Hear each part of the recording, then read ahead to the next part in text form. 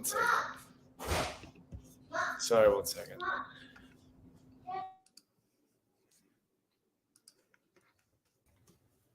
You are live now. Hey there, Jordan Sheridan, live on Monday, August 16th, 2021. A lot going on.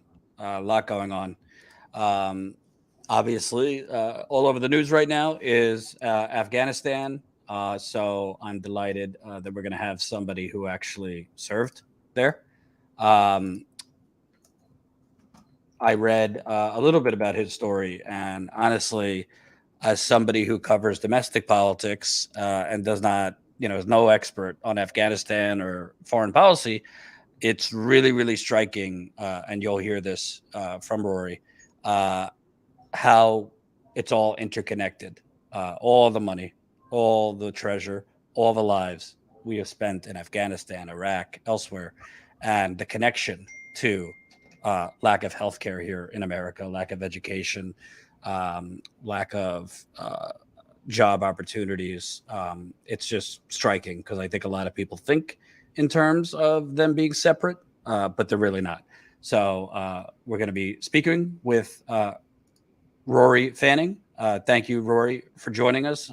Just to give Rory's background, Rory was a U.S. Army Ranger serving in Afghanistan. He became a conscientious observer, which I'm sure he could explain more, but basically essentially refusing to continue on serving in the war out of objection to the horrors he was seeing the U.S. military perpetrating on the people of Afghanistan under the guise of, hunting for Al Qaeda and spreading democracy, what have you. Once he was left the army, he actually walked across the United States for the Pat Tillman Foundation in 2008, 2009.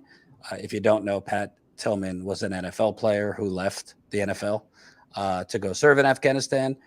He was killed in Afghanistan, but there was a massive cover-up and lie that he was killed by enemy fire, when in reality he was killed by friendly fire, and the cover-up went all the way up to President George W. Bush. So Rory, who got to know Pat and his brother serving in Afghanistan, walked across the country for the Pat Tillman Foundation in 2008 and 2009 after his two deployments in Afghanistan with the 2nd Army Ranger Battalion. He is the author of Worth Fighting For, An Army Ranger's Journey Out of the Military and Across America, and co-author with Craig Hodges of Long Shot, The Triumphs and Struggles of an NBA Freedom Fighter. He regularly speaks at high schools and universities about his work, about his walk across the U.S. I wanted to start. We could start obviously with the collective media freakout, as well as, obviously really troubling scenes that we're seeing at the airport in Kabul and elsewhere. But I wanted to start first with you because you're like so many that after 9/11, got caught up in, the patriotic fervor at that point, the feeling, I guess, of feeling you had to do something. Can you just start out what originally made you want to serve in Afghanistan? Yeah, sure. It was 2001. I just graduated from Notre Dame, had a ton of student debt to pay back, was looking for a little bit of adventure.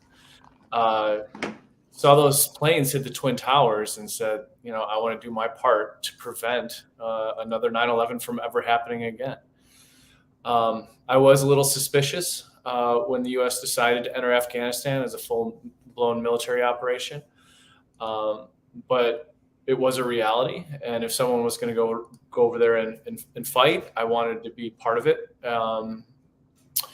and do my part in preventing something from 9/11 from ever happening again, and hopefully spread a little freedom and democracy while I was over there.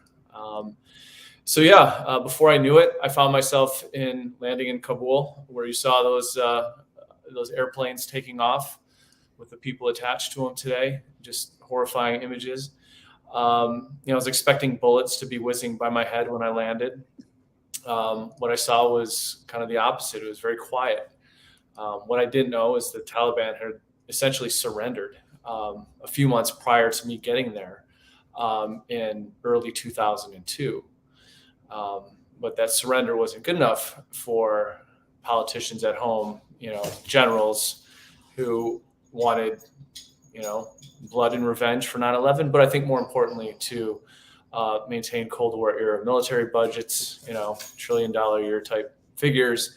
And I think Afghanistan and that perpetual war was the way to do it.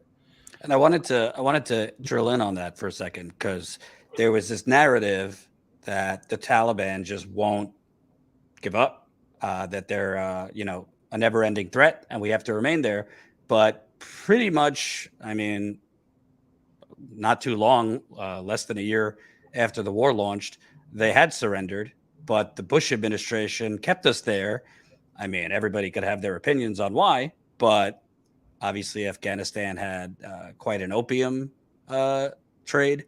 Like you said, the U.S. Was interested in Afghanistan dating back all the way to I'm going to botch it, the Mujahideen, or I think I pronounced it right, and the Cold War fighting when bin Laden actually came up in Afghanistan fighting the Russians. So can you kind of talk about, basically this went on 20 years longer, but they had surrendered pretty much soon after the war started? Yeah, after that initial invasion, when the Air Force went in and just bombed everything, Special Forces had some operations. The Taliban said, okay, this is it. We have a few modest conditions, and it was rejected. This is the nature of imperialism. There's always going to be that resource that needs to be controlled outside of U.S. markets, maintaining spheres of influence in parts of the world where the U.S. feels like it could have more influence. And, it's just, I think you can get into the weeds on the whys and, what happened. But I think, this habitual need to create new markets and kind of funnel money away from poor and working class people and into the hands of a very small percentage of the population. I think that's really what it came down to. And when I landed in the country, I felt like a bully. This was history's most powerful military. We had our night vision. We could do anything we wanted in these countrysides. We'd have rockets land in our camp and we'd call in an airstrike, not into any specific one area, but that general vicinity over there. Estimates are as many as 80 to 85% of everyone who's been killed in Afghanistan have been innocent civilians. People who couldn't point to Manhattan on a map suddenly had a vested interest in knowing everything it could about the United States and its military. And I think that explains a lot of the rise of the Taliban, is that so many innocent people were pissed off that the United States went in and started killing their family for reasons that they couldn't understand or fathom. Right. And so, yeah. I wanted to also, point out, I don't know how much of this you learned later, but if the pretense for going into Afghanistan was taking out bin Laden, the Taliban, or Al Qaeda, well, the hijackers on 9/11 were from Saudi Arabia. And you mentioned profit. Well, we've had a longstanding financial partnership with Saudi Arabia. But can you kind of talk about, yeah, bin Laden might have been in Afghanistan at one point, but the actual 9/11, the execution of it, and a lot of the funding of it did not come from Afghanistan. Yeah, sure. It's one of the poorest countries on the planet, and it's even questionable whether bin Laden planned it from Afghanistan. Was it Pakistan or not? He spent most of his time, certainly after 9/11, in Pakistan, not Afghanistan. Right. So, yeah, it was botched mission from the very beginning, and there was a very little understanding of the culture. I don't think there was any kind of desire. We found ourselves, no more than pawns in village disputes most of the time. We'd go in, land in someone's front yard, throw a bag over their head, take them off to a place like Guantanamo or the like, and find out not long after that guy didn't pay his landlord. And his landlord, who also was looking for money in one of the, like I said, one of the poorest countries on the planet, yeah, give me a few $1,000s and I'll tell you a member of the Taliban. And he points to his tenant, who didn't, and that wasn't like a one-off thing. This was a regular occurrence. Right. And yeah, I actually want to read. Jacobin did a great piece on you, and I'm just going to read from it. Later, while cooking dinner for his family at his house in a Chicago suburb, Fanning recounts a common excursion for his unit. They'd land a helicopter in someone's front yard, enter a home to the sound of screaming children, and kidnap someone on what Fanning later realized was usually worthless intelligence in quotation marks. I never put a bag over someone's head, but I watched the Navy SEAL do it, and I helped handcuff and carry the guy. You have no idea who the guy is. He's breathing heavily, and you're watching the green bag. It's like a sandbag abrasive going in and out and wondering what's going on in his brain. You just stare at this guy as we fly off into the night, and he's pants as if suffocating. He has no idea if he's going to be interrogated or killed or what. And then we go back to bed. And I think this kind of goes back. I mean, first off, that's just alarming. But I think this kind of goes back to what you were mentioning. I mean, it's not PC to say this on CNN, but I don't know. If that was happening to me and my family and my neighbors and my community, I might want to fight the country doing it. I'm not defending terrorism, but the U.S., it seems to just make a good guys, bad guys paradigm without ever realizing, like, why do these people want to fight us? Why do they hate us? Could it be that we're perpetually invading their countries? Yeah, I mean, I signed up to make the world a safer place. I think an interesting statistic that really kind of gets to the heart of this: between 1980 and 2001, there were 200 suicide bombs around the world. Between 2001 and 2012, there were over 2,500 suicide bombs around the world. 90% aimed at the U.S. or U.S. interests. But between 1980 and 2001, only 10% were aimed at the U.S. and U.S. interests. The world became a much more dangerous place after the U.S. brazenly walked into Iraq, Afghanistan, Libya, all these places, and killed innocent civilians. And so, yeah, I mean, you have to look at this in context, and that's certainly something Biden did not do in that speech today. He didn't go through all the innocent people that lost their lives because the United States wanted to maintain Cold War era military budgets, or whatever the reason we're in these countries. The world is a much more dangerous place because of these endless wars. So, yeah. And I want to ask you, because you've tweeted and also said things about, we basically stayed in there for profit, and, and basically keeping the perpetual Cold War budget going. But I don't know, those weapons brought to you by Lockheed Martin, those weapons brought to you by Raytheon, F-35 jets, all this stuff, and all those, defense contractors, they donate to politicians like Biden, Republicans, obviously. But it seems to me, if you want to give the benefit of the doubt that this was about getting rid of Osama bin Laden, well, that was over a decade ago. So essentially, I think we should have got out earlier than that. But, basically past that point, was this about anything more than just basically keeping this money tree going for the United States military industrial complex?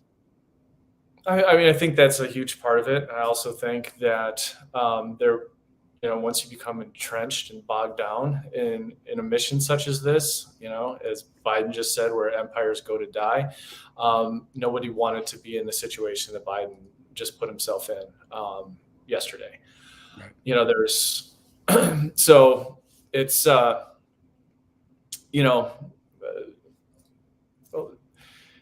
lot of reasons for why they're over there. I think there's a chauvinism. I think there's just a general disregard for human rights on the part of the U.S. military.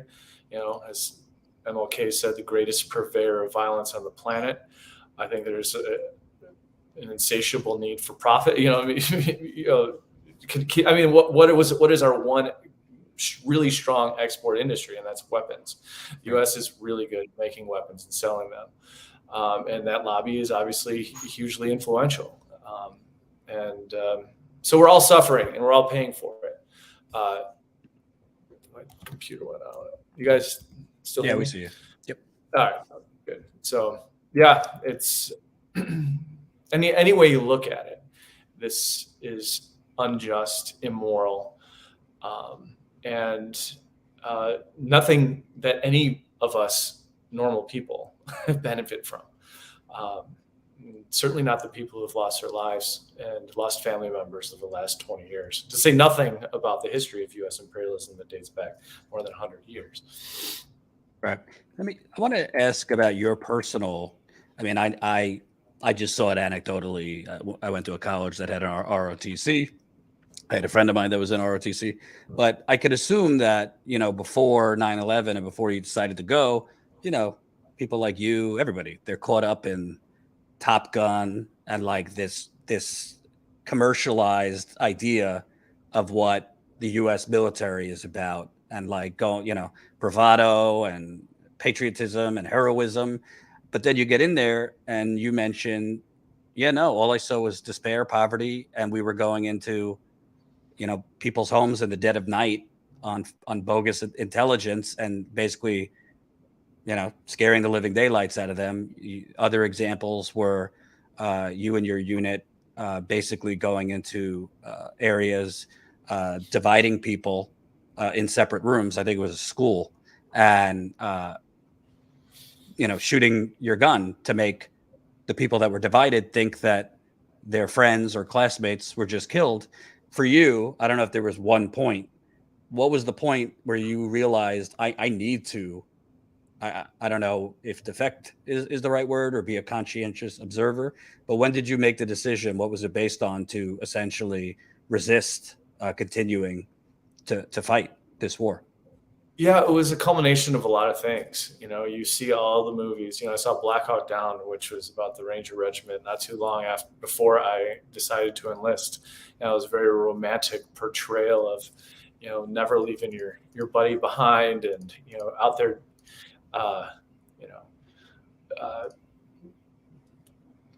getting out, just fighting for freedom and democracy, doing something, allegedly positive in the world. And, everything that I was raised, I guess I was fairly gullible because I bought into some of that, but it was certainly not the case in reality. And it was one of the least romantic things that I've ever done.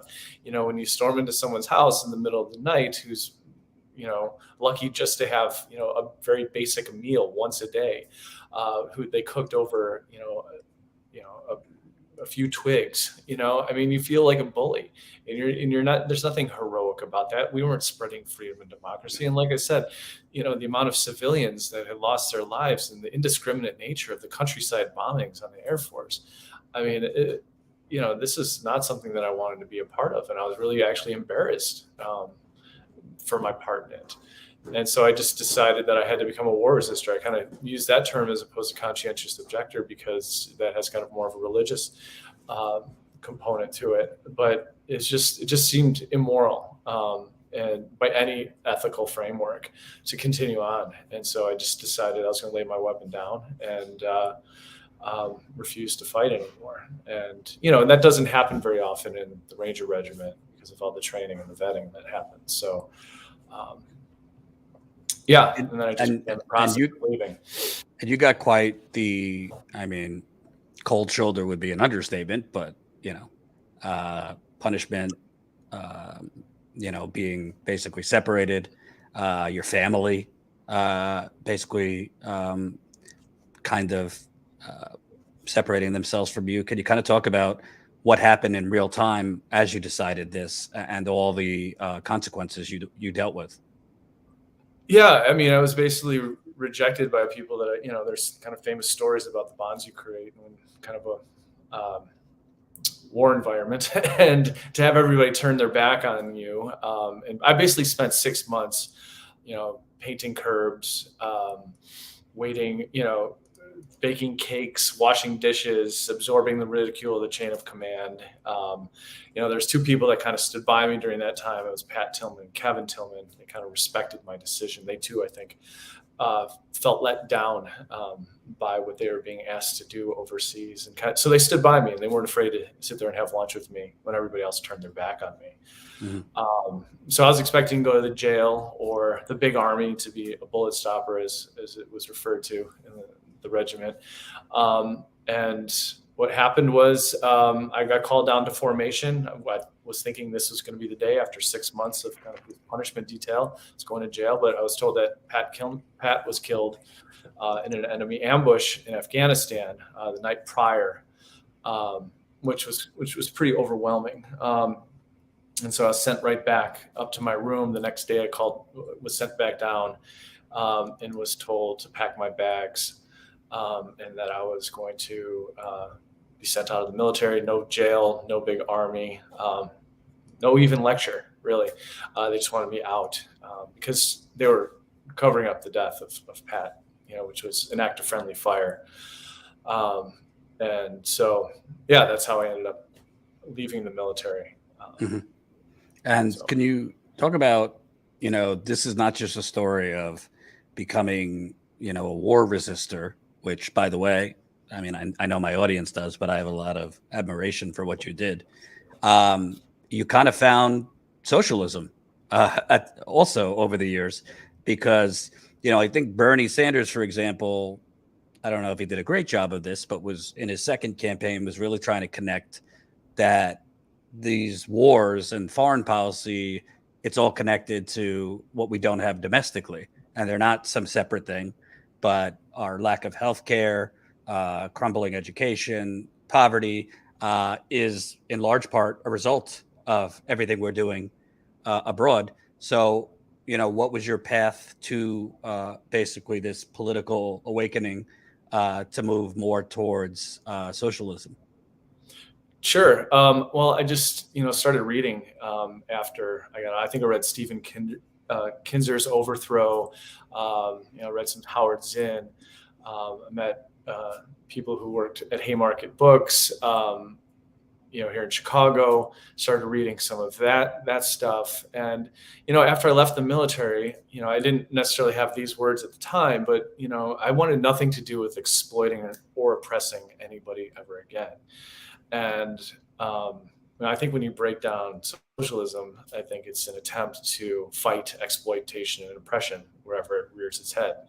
I think, and so that's what I wanted to do. And you have a lot of red baiting and propaganda of what socialism is. I thought it was Stalinism my whole life, or even Maoism, or but to me it was just a really simple concept. Anytime I saw someone stealing from somebody, or oppressing somebody, or killing somebody, for all the wrong reasons. I don't, if there's ever a good reason for that stuff, but I wanted to do my part in fighting it, and I think that's how I came to socialism. And there's quite a few people out there. There's also quite a few veterans who feel the same way and push back against U.S. imperialism, and also want to fight exploitation and oppression everywhere it rears its head.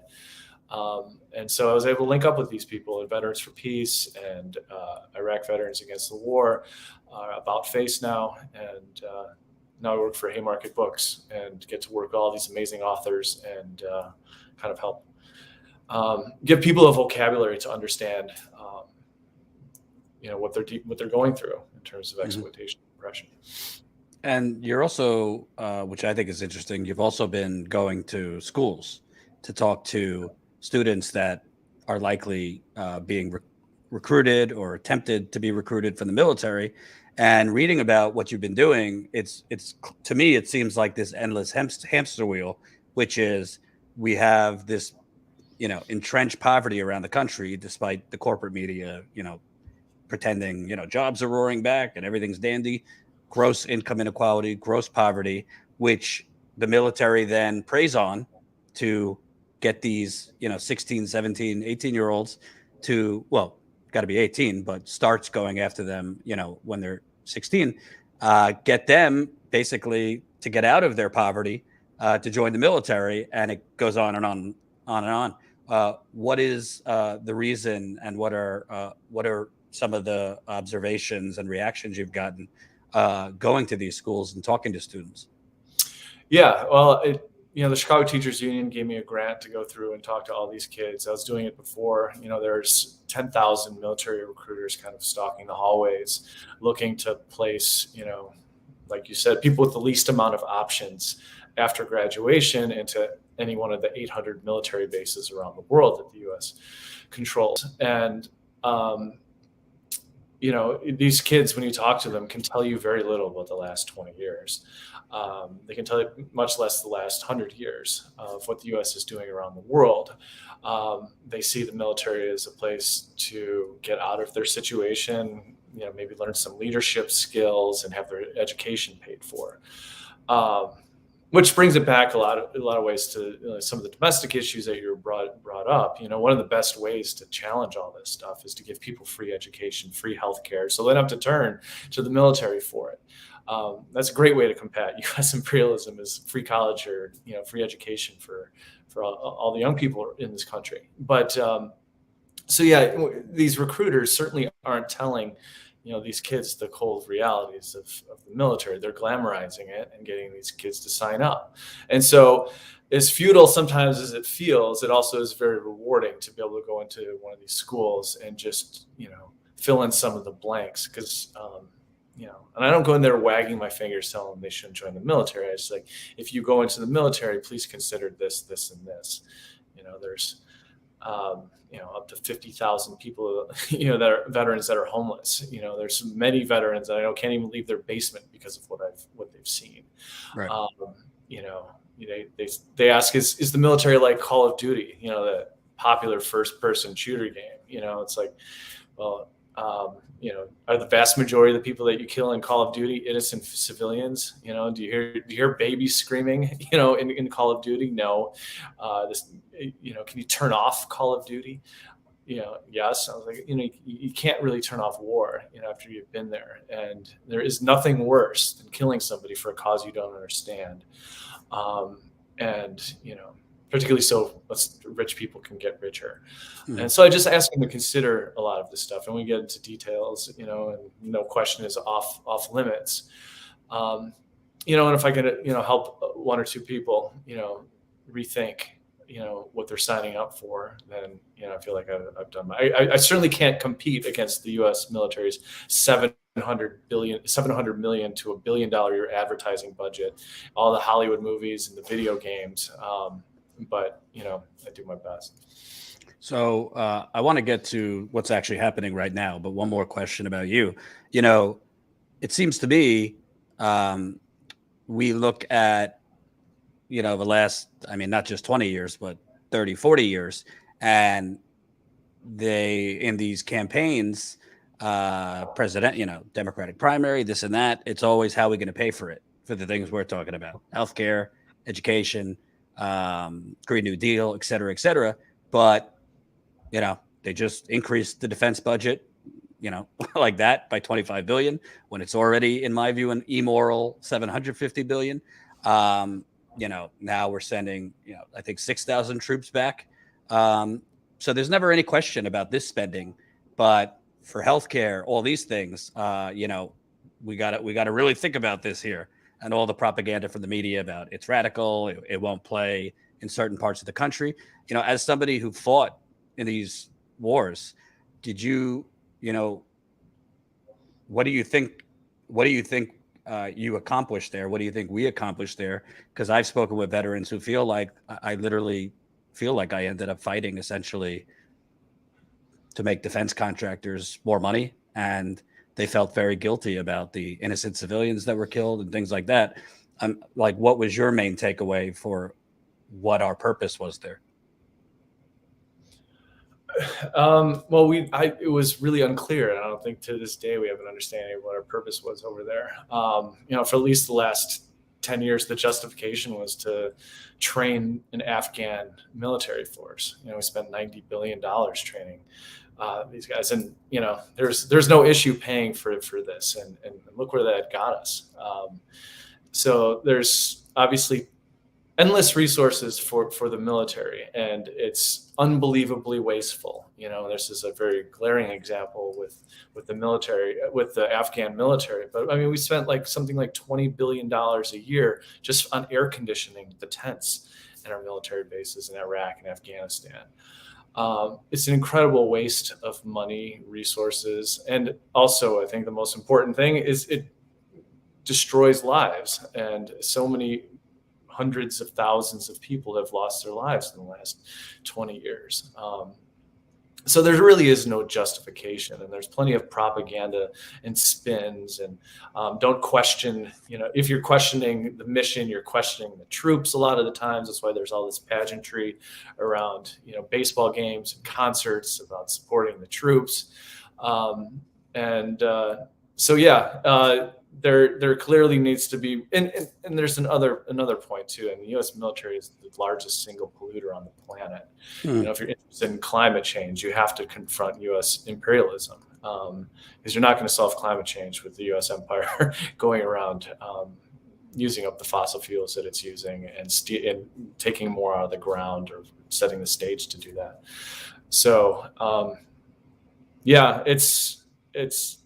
it's really unconscionable the amount of money that we spent in Afghanistan since 2001 alone. We could have completely redone the grid across the United States and completely, energy, green. Mm-hmm. So, it's embarrassing, and it's also sad there's plenty of people who push back against this, and I think there's even people on the libertarian right push against this, but I do think it's very important that this become one of the sole focus is really, and I think there's an opportunity here, particularly in the last couple of days, to really push back against all this. I want to play some of what President Biden said and get your reaction, because obviously I can't remember a time I've actually credited this man, but I tweeted credit to Biden. But there might be things that I don't know that you do know. So I want to play some of this and get your reaction. We went to Afghanistan almost 20 years ago with clear goals. Get those who attacked us on September 11th, 2001, and make sure al-Qaeda could not use Afghanistan as a base from which to attack us again. We did that. We severely degraded al-Qaeda in Afghanistan. We never gave up the hunt for Osama bin Laden, and we got him. That was a decade ago. Our mission in Afghanistan was never supposed to have been nation building. We've developed counterterrorism over-the-horizon capability that will allow us to keep our eyes firmly fixed on the direct threats to the United States and the region, and act quickly and decisively if needed. When I came into office, I inherited a deal that President Trump negotiated with the Taliban. Under his agreement, U.S. forces would be out of Afghanistan by May 1, 2021. Just a little over 3 months after I took office. There would have been no ceasefire after May 1. There was no agreement protecting our forces after May 1. There was no status quo of stability without American casualties after May 1. There was only a cold reality of either following through on the agreement to withdraw our forces or escalating the conflict and sending thousands more American troops back into combat in Afghanistan, lurching into the third decade of conflict. I stand squarely behind my decision.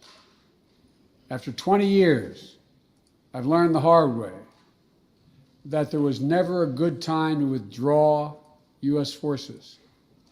That's why we're still there. If anything, the developments of the past week reinforced that ending U.S. military involvement in Afghanistan now was the right decision.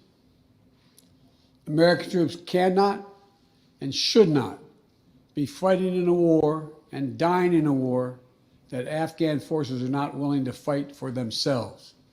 You could pull out, We Colin. spent over $1 trillion.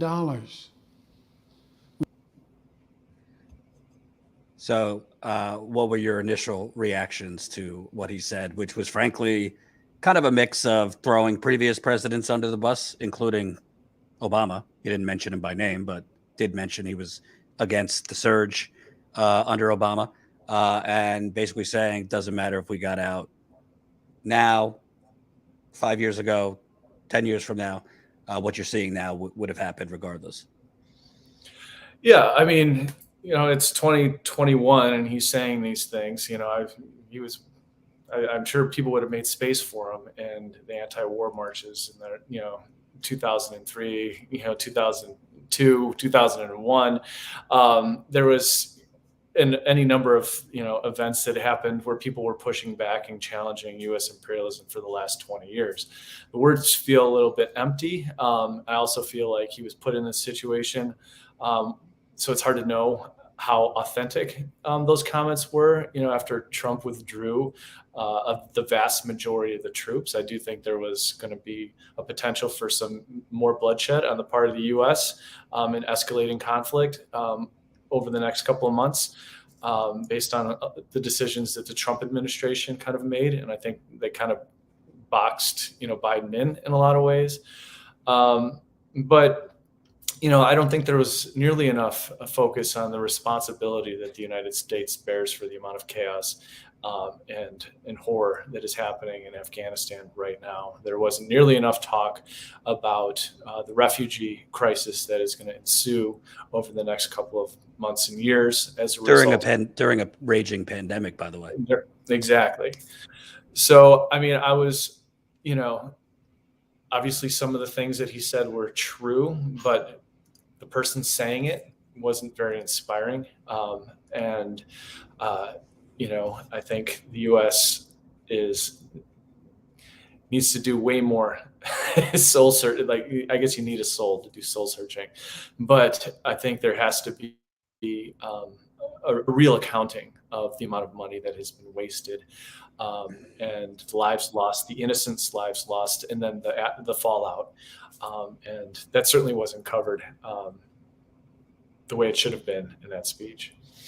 And also, and a lot of blame for this is the Afghans' fault. This is the Afghan people for running. With totally taking the stuff out of context, and identifying the reality of what Afghan people were faced with in terms of the Taliban's rise over the last 10 years. Right. And folks, remember to smash the like button right under the video, thumbs up, share this live stream. I want to get from you. I credited him, but I also, I kind of have a brain. I don't know. Every time they say we're leaving these places, all of a sudden, years later, you find out, oh no, there's still like 4,000 or 5,000 troops there for whatever bullshit they come up with, advising, special advisors, this and that. I mean, I think we've left Iraq like 3 times now, when, the media covered as if I remember Rachel Maddow covering the troops leaving Iraq well over a decade ago, but then recently, Trump removed, I think, a couple thousand from there. So, I mean, we can't predict the future, but is it, do we really think he's removing all troops and all U.S. investments from Afghanistan?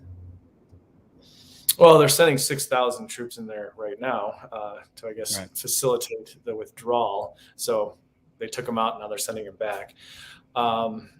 And yeah, who knows what has? I have zero faith. I mean, we have close to 800 military bases around the world. So the U.S. isn't leaving anything. So yeah, it'll be interesting to see, how things work out in the next couple of months. But I don't have a ton of faith in, the United States doing the right thing in any capacity. And I wanted to show you, if your stomach could take it, some of the media freak out over the last 24 hours. And I think a lot of media are kind of pretending they're pissed off because of the way we withdrew, when in reality, they don't want us to withdraw. They haven't covered it in 20 years, but if they for corporate reasons and other reasons think we should stay permanently in these places. Colin, if you could play some of the media reactions. Missed it.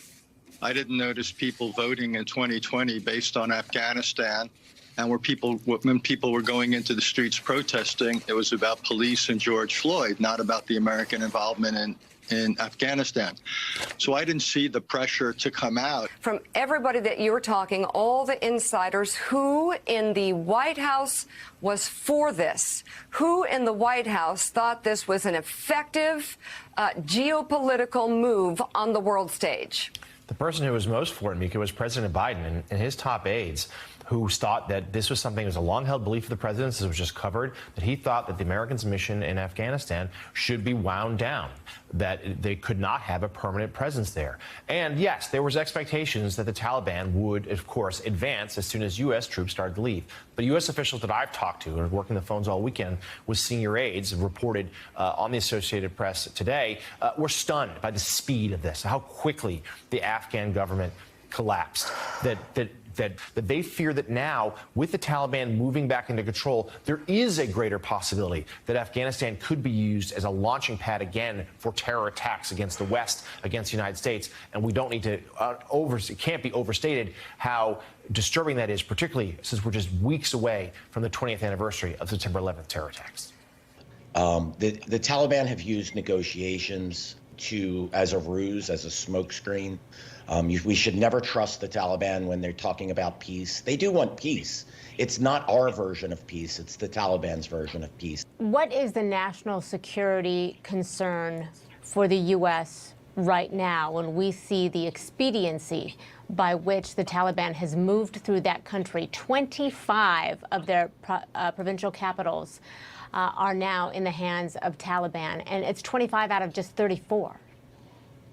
Yeah, that's right, Christy. And I think the big national security implication here is, how do we really organize our armed forces to deal with threats like Al-Qaeda, like ISIS, like the Taliban, when you are called on to go into a place like Afghanistan and conduct military operations? We were clearly very successful in 2001 in the wake of 9/11, going in there and toppling the Taliban.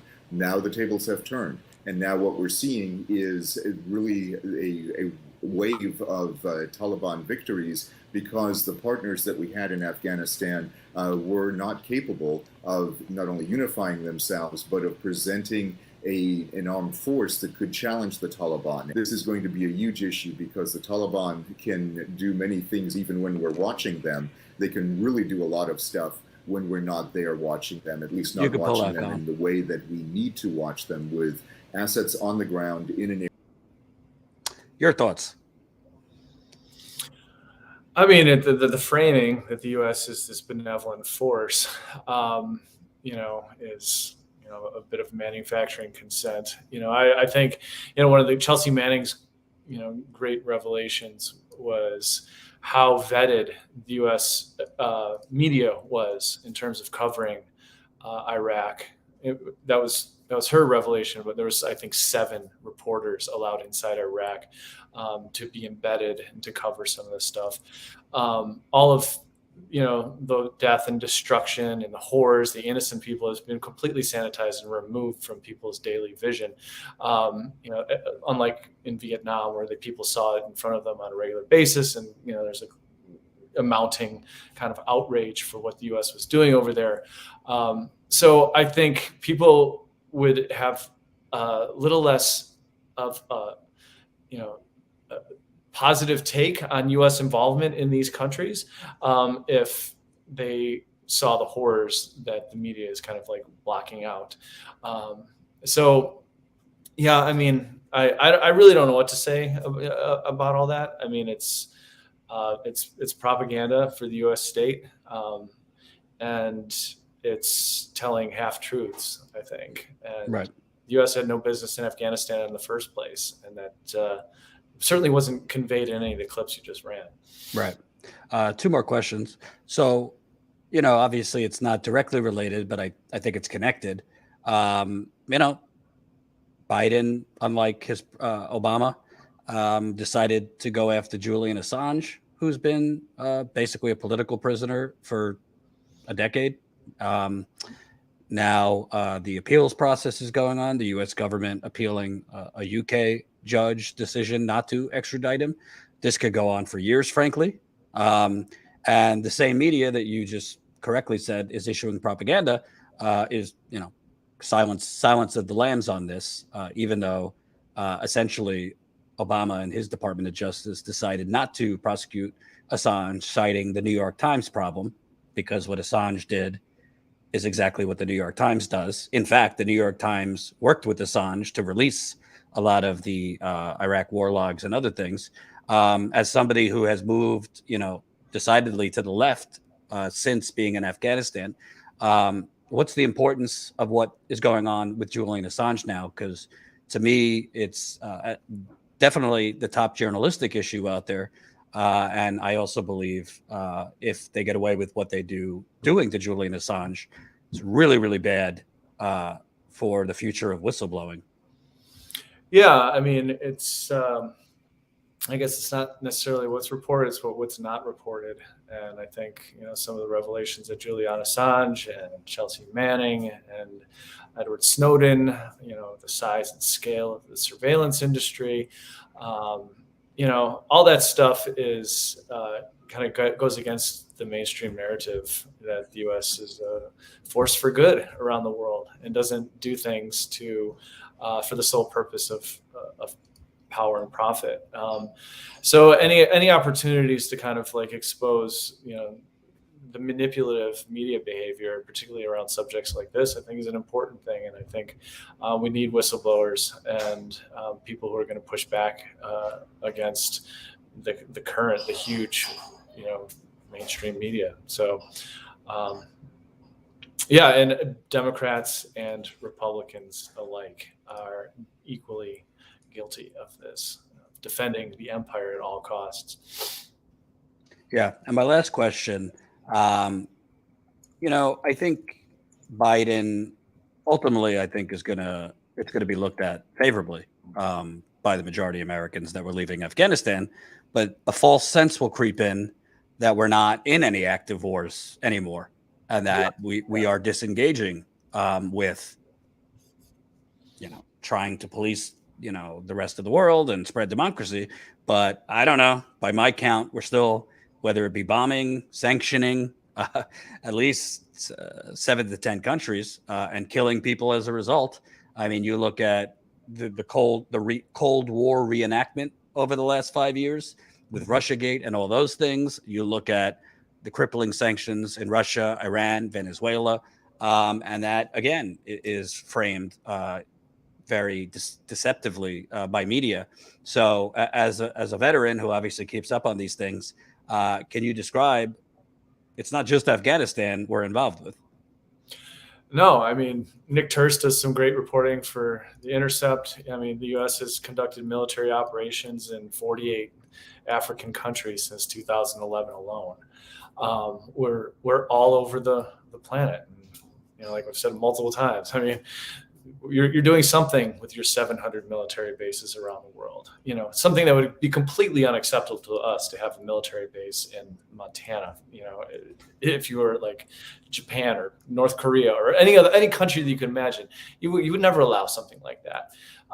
But it's I guess fine for the United States to have its, you know, tentacles everywhere. And yeah, and you know, if it was the case that we were completely pulling out our troops, you know, the military budget should plummet.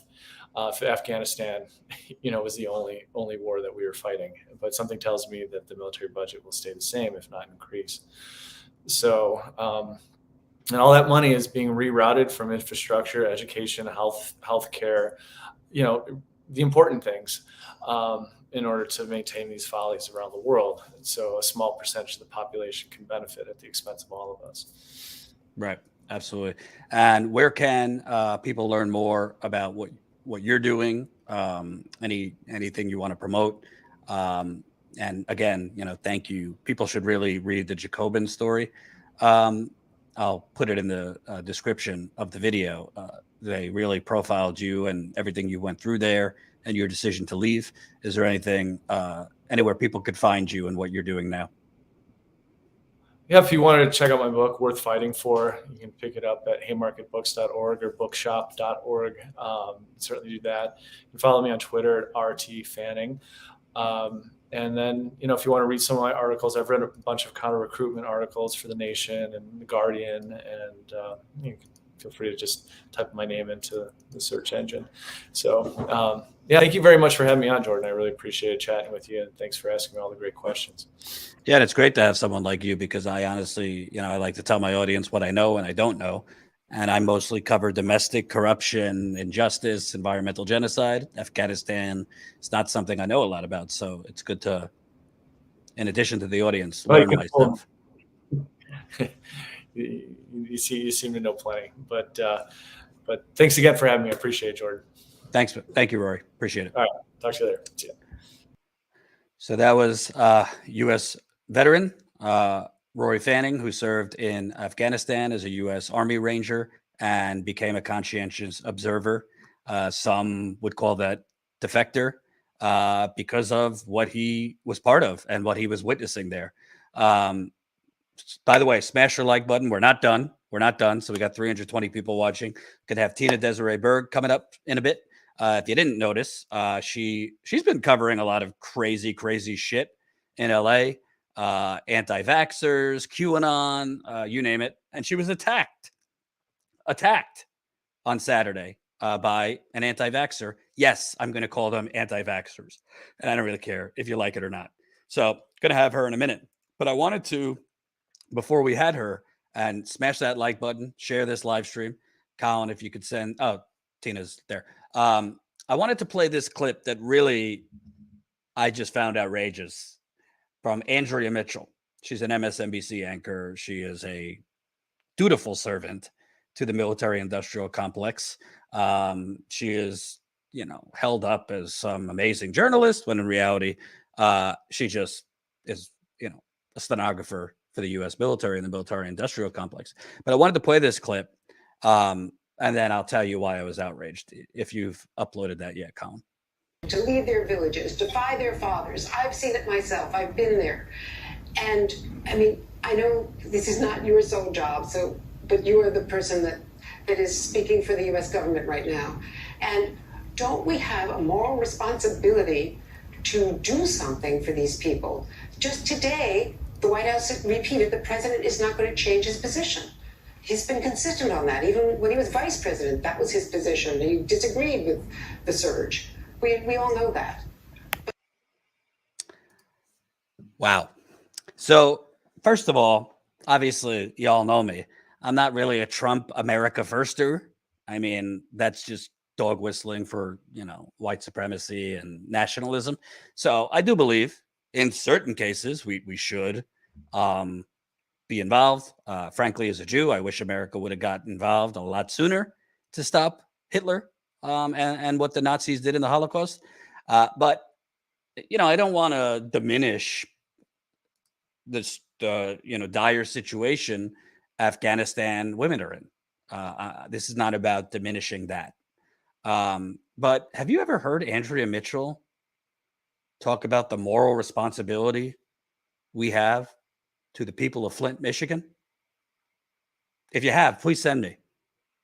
You ever heard Andrea Mitchell or her comrades over at MSNBC or Rachel Maddow, who basically has ignored Flint for the last 4 years after initially covering it? You ever hear them get so sanctimonious and angry and high on their moralistic horse for the fact that an American city 7.5 years later still doesn't have clean water and a criminal cover-up? was perpetrated on them? You ever hear her so angry about that? You ever hear her so angry and don't we morally have a responsibility to the indigenous people that we're literally putting ticking time bombs underneath their reservations in natural gas and crude oil pipelines, that we're desecrating their sacred land where their ancestors are buried? You ever hear Andrea Mitchell or anybody at MSNBC and CNN outraged about that? Oh, don't we have a moral responsibility? Again, if I had a magic wand, we would save the women of Afghanistan, the children in Yemen, Somalia, the Congo, Haiti right now, which has a horrendous earthquake with the death toll rising and rising. Last I looked, 1,300 people dead. It seems to me that these, media figures and that these, Democratic Party think tankers and neocons from both parties, boy, are they really concerned about the suffering of people across the globe. They don't seem to give a flying fuck about the suffering of people here. Why? Because their corporate parents, Comcast, AT&T, Washington Post is owned by Jeff Bezos, New York Times owned by, wealthy investors. Their corporate parents are inflicting the pain on the people here, have bought off the government, have bought off the politicians to keep the American people suffered. This isn't about America first or any of that crap. But I don't know if you are a politician representing American communities on the local level, the state level, or the national level, or you are journalists that cover America and are supposed to be investigating on behalf of America, maybe you should speak outrage at the fact that Americans and undocumented immigrants are still cleaning dirty water. And not just in Flint, by the way. A lot of cities, dirty water, not just lead. Indigenous people being killed and exploited. Blacks and Latinos, Black people, Latinos that have had since the beginning of time had terrible industrial polluters dumping their waste on these communities. So, Andrea Mitchell, kudos to you for caring about Afghan women. How about you start caring about the people of Flint, Michigan, the people in Native American reservations, Black and brown people who have been basically exploited, killed since the beginning of time? How about that? How about the people right now that are literally not going to the doctor or the hospital due to COVID because they don't have health insurance? Don't we have a moral responsibility to those people? I could go on and on. I don't want to rant. But it's just deplorable. And I don't think it needs to be either or, by the way. We're going to have Steve Grumbine on soon. We got all the money in the world. All the money in the world. Modern monetary theory to help the people of Afghanistan, the children, the women of Afghanistan, to help the people of Flint, to help indigenous people, Black people, Latinos, poor white people. We print the money. We printed the money. And by the way, this whole $1 trillion in Afghanistan, I don't buy that. There's a lot more than $1 trillion. We printed the money for that. Your tax dollars did not pay for that. I promise you. Printed money for that. Iraq, the buildup, these 800 whatever bases we have all over the country. So it seems that we do have the money. We could help the Afghan women, the children in Yemen. Frankly, we should be helping the people in Venezuela, Russia, Iran that we have made sick, that we have killed due to our crippling sanctions. So spare me your moralistic virtue signaling, because you and your network and you and your corporate journalists have done more to disregard the honor, have done more to put morals aside for the suffering people in this country that you don't give a shit about. With that, I bring on Tina Desiree Berg. Holy cow. Sorry, Tina, that I had to rant before having you on. No, that's a good rant. That's a good rant. Before we get to your heroism, do you have any thoughts on what I just said? I agree with you. I mean, And I think it's way more than 1 trillion. And I Yes. think it's the military industrial complex that has been enriched. I mean, a lot of those guys that were in those bases over there were not direct employees. They're employed by the military industrial complex. And they were tasked with a lot more than just fighting a war. So yeah, there's a benefit for them staying there. And that does come at the expense. I feel like the camera's a little bit fuzzy, isn't it? A little bit, but Hang on. hold on. Autofocus, people. Sorry. Is that helping? Let me see. Still a little bit, but it's all right. We're not 60 minutes. People right. know what people know what you look like. Okay.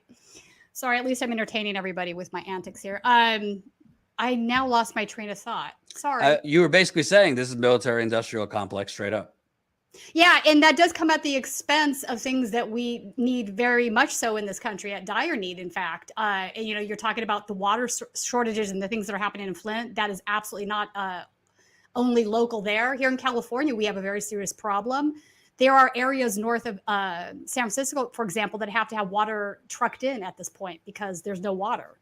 So it's very serious, and it's going to get more serious, I think, as time goes by. I'm really being bothered by this. Hang on. Just bear with me 1 second. Yeah, no problem. And smash the like button, folks. Still got 300 people watching. Let's get the audience up. Please, if you can, if you're not already, please sign up. statuscoup.com/join. We need you. I'm going to You know what? That didn't help. No, it's okay. I'm going to be straight up, folks.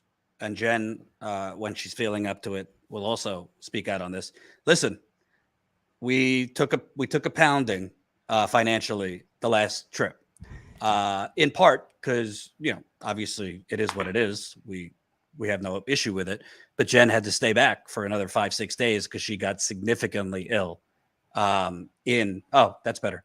She got significantly sick in Michigan. Thankfully, it wasn't COVID, but she is suffering with long haul symptoms. So between adding on the hotel for, 5-6 more nights, she had to take, Lyfts, which is kind of Uber's competitor. It was just very expensive to keep her there. Obviously, that's what we were going to do if she's sick. And Jen's co-founder of Status Coup, if she's sick, the doctor told her you have to quarantine. But if you could support us, please, to kind of recoup some of that. We also just spent a pretty penny because we are launching a brand new website soon. And boy, is that expensive if you do it right. That's why we didn't do it right from the beginning. So we got expensive bills for that. So if you can, statuscoup.com/join, become a member for $5 a month. We will be doing the members only call either this week or next week. And maybe Tina will join to talk about the craziness she's experiencing. And super chats are also appreciated. So Tina, I think I got the camera fixed, just so you know. Yeah, no, I told you it looks good. So Tina, just to kind of give the behind the scenes to the audience, you'll kind of let Jen know, I don't know, the night before, day of, shit's popping here. It's either the Trumpers, the January 6ers, the QAnon folks. You've been covering this stuff for months, well over a year. And now it's evolved into the medical freedom ralliers. So we're going to show the clip, but I just wanted to start with what was this event Saturday? What was it billed as? And when you got there, what was it actually in reality? Right. So initially this was supposed to be, like you're talking about, this medical tyranny, anti-mask sort of group was sponsoring this. The reason I actually wanted to go was because Sarah Stevens was going to be a keynote speaker. So I wanted to see if I could ask her about the report we just did. For those that missed that, Sarah Stevens, it turns out, was involved with the assault that happened at WeSpa on press member Rocky Romano a couple of weeks ago. I had become suspicious of this when I was covering the Palos Verdes school board meeting, which the anti-mask folks were trying to, shut that down. And they did shut down the school board meeting, but they ended up having it on Zoom. But I became suspicious of it because she was there, and I had some confrontational conversations with her son and her. And she's a governor's candidate. She's running for governor, and that's the only reason this is newsworthy, in my opinion. Otherwise, I would have just ignored it. But she is running for governor in the recall Gavin Newsom situation that we're in right now. So I think it's newsworthy for that situation. But I became suspicious given some things that happened that day. So I had in my brain that she was possibly in that car because the person that was driving that car still had not been identified. I had the body cam footage that they stupidly posted online after it happened, talking about the assault, the guy that had actually hit Rocky with the lead pipe thing. Well, he actually said that felt so good to crack his head. So I wanted to know who else was involved in this thing, because then they posted more video where they had been driving around Spa looking for people. So it seems to me. And for people that don't know, the Spa, it's a spa in LA where there was a big, thing because allegedly a transgender person went into Spa, and they say, was it a she?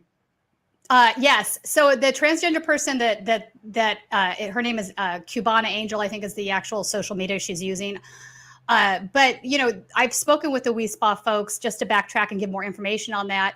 They know who all of their transgender clients are, and there were none present in the spa that day. They did target other transgender folks saying that it was them. It turned out that was absolutely false. I spoke with a couple of those individuals. So I don't think anything she's claiming is actually true. And it certainly wasn't a pedophile situation if it was. Because this is a traditional Korean bathhouse, right? So I believe that these folks, they're very religious, most of them. And I believe that they're trying to shut down the trans bathroom rights that we have in the state of California. And what better way to do that than to create outrage for what's happening and turn it into a women's right issue. So that's my personal feeling on that. But there was a lot of violence that day. That was the first time actually that I filmed a stabbing. And it was one of the trans rights activists was stabbed in the leg multiple times. Then the assailant that was stabbing him turned around and also stabbed one of his friends, like friendly fire, so to speak, in the arm. That she was, you could see her trying to pull him out of the melee. So she got stabbed in the arm. And of course, Thomas Morales, who I have not good feelings about, we can talk about him in a second, posted on Twitter, that, without saying how she got stabbed, he was inferring that it was Antifa that stabbed her. That is absolutely a false claim. But this is what they do, right? These guys, they see Antifa under their bed. Everything is Antifa at this point, including the cops, I might add. I actually heard some of them call a few LAPD officers Antifa, which is just absolutely ridiculous, right? It's laughable. So anyway, this group has been, I think the bigger picture story here is this is a group that has been traveling around California, Southern California. I've also seen them in footage up in Sacramento, in Northern California, and Portland, Oregon. And they do travel around. There's several Proud Boys that are affiliated with them. A couple members of the American Guard, which is a Southern Poverty Law Center hate designated group. Obviously, all the pro-Trump folks, a lot of Capitol insurrectionists that we've covered, 3%ers that we've covered. So this is a group that's sort of loosely, I don't have a better word for it, but to say that they're in a cult, Jordan, because they bump now from like cause to cause to cause. The one thing that has them tied together is their support of Trump. And I think post January 6th, post-Trump presidency, that hasn't changed. It's just that the issue has changed. And they're becoming much more radicalized as they go. I mean, I can't believe that all of these Proud Boys were big anti-vaxxers previously. I find that hard to believe. Well, but this is... Yeah, go ahead. I mean, that's a good segue, because I think this is a little further than radicalized. This is... They're possessed at this point. Let's show the video. And by the way, okay. I've been in a lot of hairy situations myself, but journalists are humans, most of us. So Tina, you'll see from this footage, she's at great risk at these things. They know who she is. They don't like her because a lot of these videos that we put out are get a lot of views. So this is really, I'd give you a trigger warning, because not only was Tina attacked, but multiple people were stabbed. There was, just people being accosted. One person, there was the anti-vaxxers and counter protesters, on the ground being attacked by 6 or 7 at a time, anti-vaxxers. So let's show the audience what happened.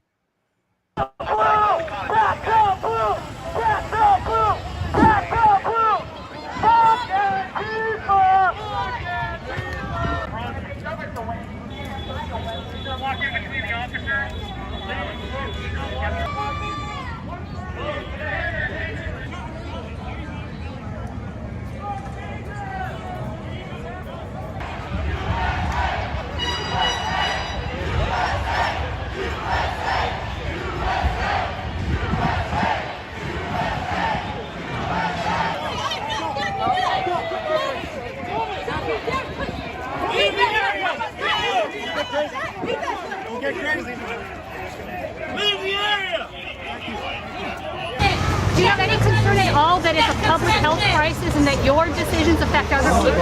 We're all in this together. There are a lot of breakthrough cases. The vaccine is not that effective. This is also That's scientifically not proven. this is not. Setting up police, they're trying to get the police who are our servants, who serve us, who support us, and our heroes. They're trying to get them to turn against us. They don't want to turn against us. They're on our side.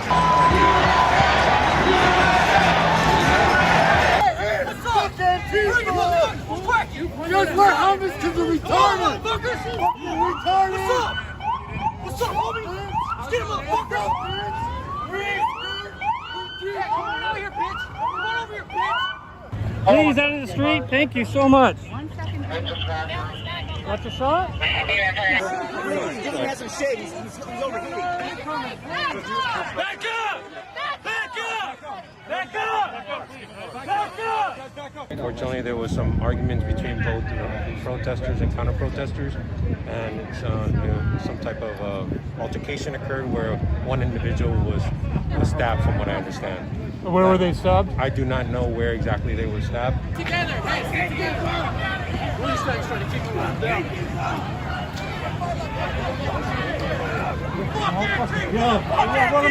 Fuck Antifa!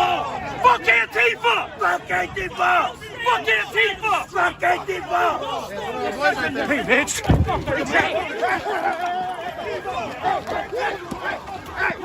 No fucking...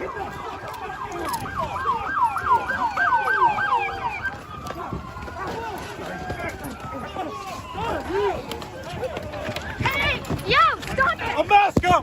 Unmask them! Fuck you! Unmask them! Fuck Antifa! Fuck Antifa!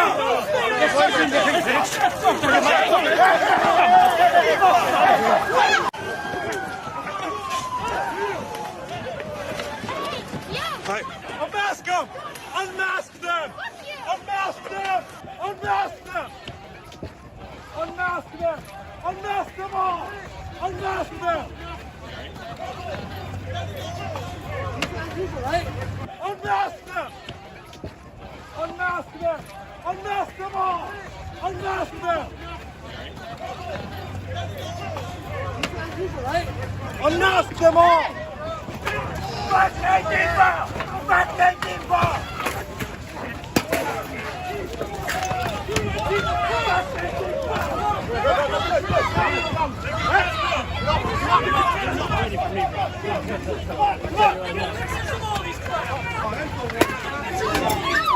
Oh my God! Unmask them! Unmask them all! Unmask them all! Fuck Antifa! Unmask them all! Unmask them all! Where's Chad Loader? Bring his ass! Bring his ass! Come on! Chad Loader is a pussy! Pussy! Unmask them all! How'd you feel about it? I'm getting in my face. Go into my face! Stop it. Go into my face!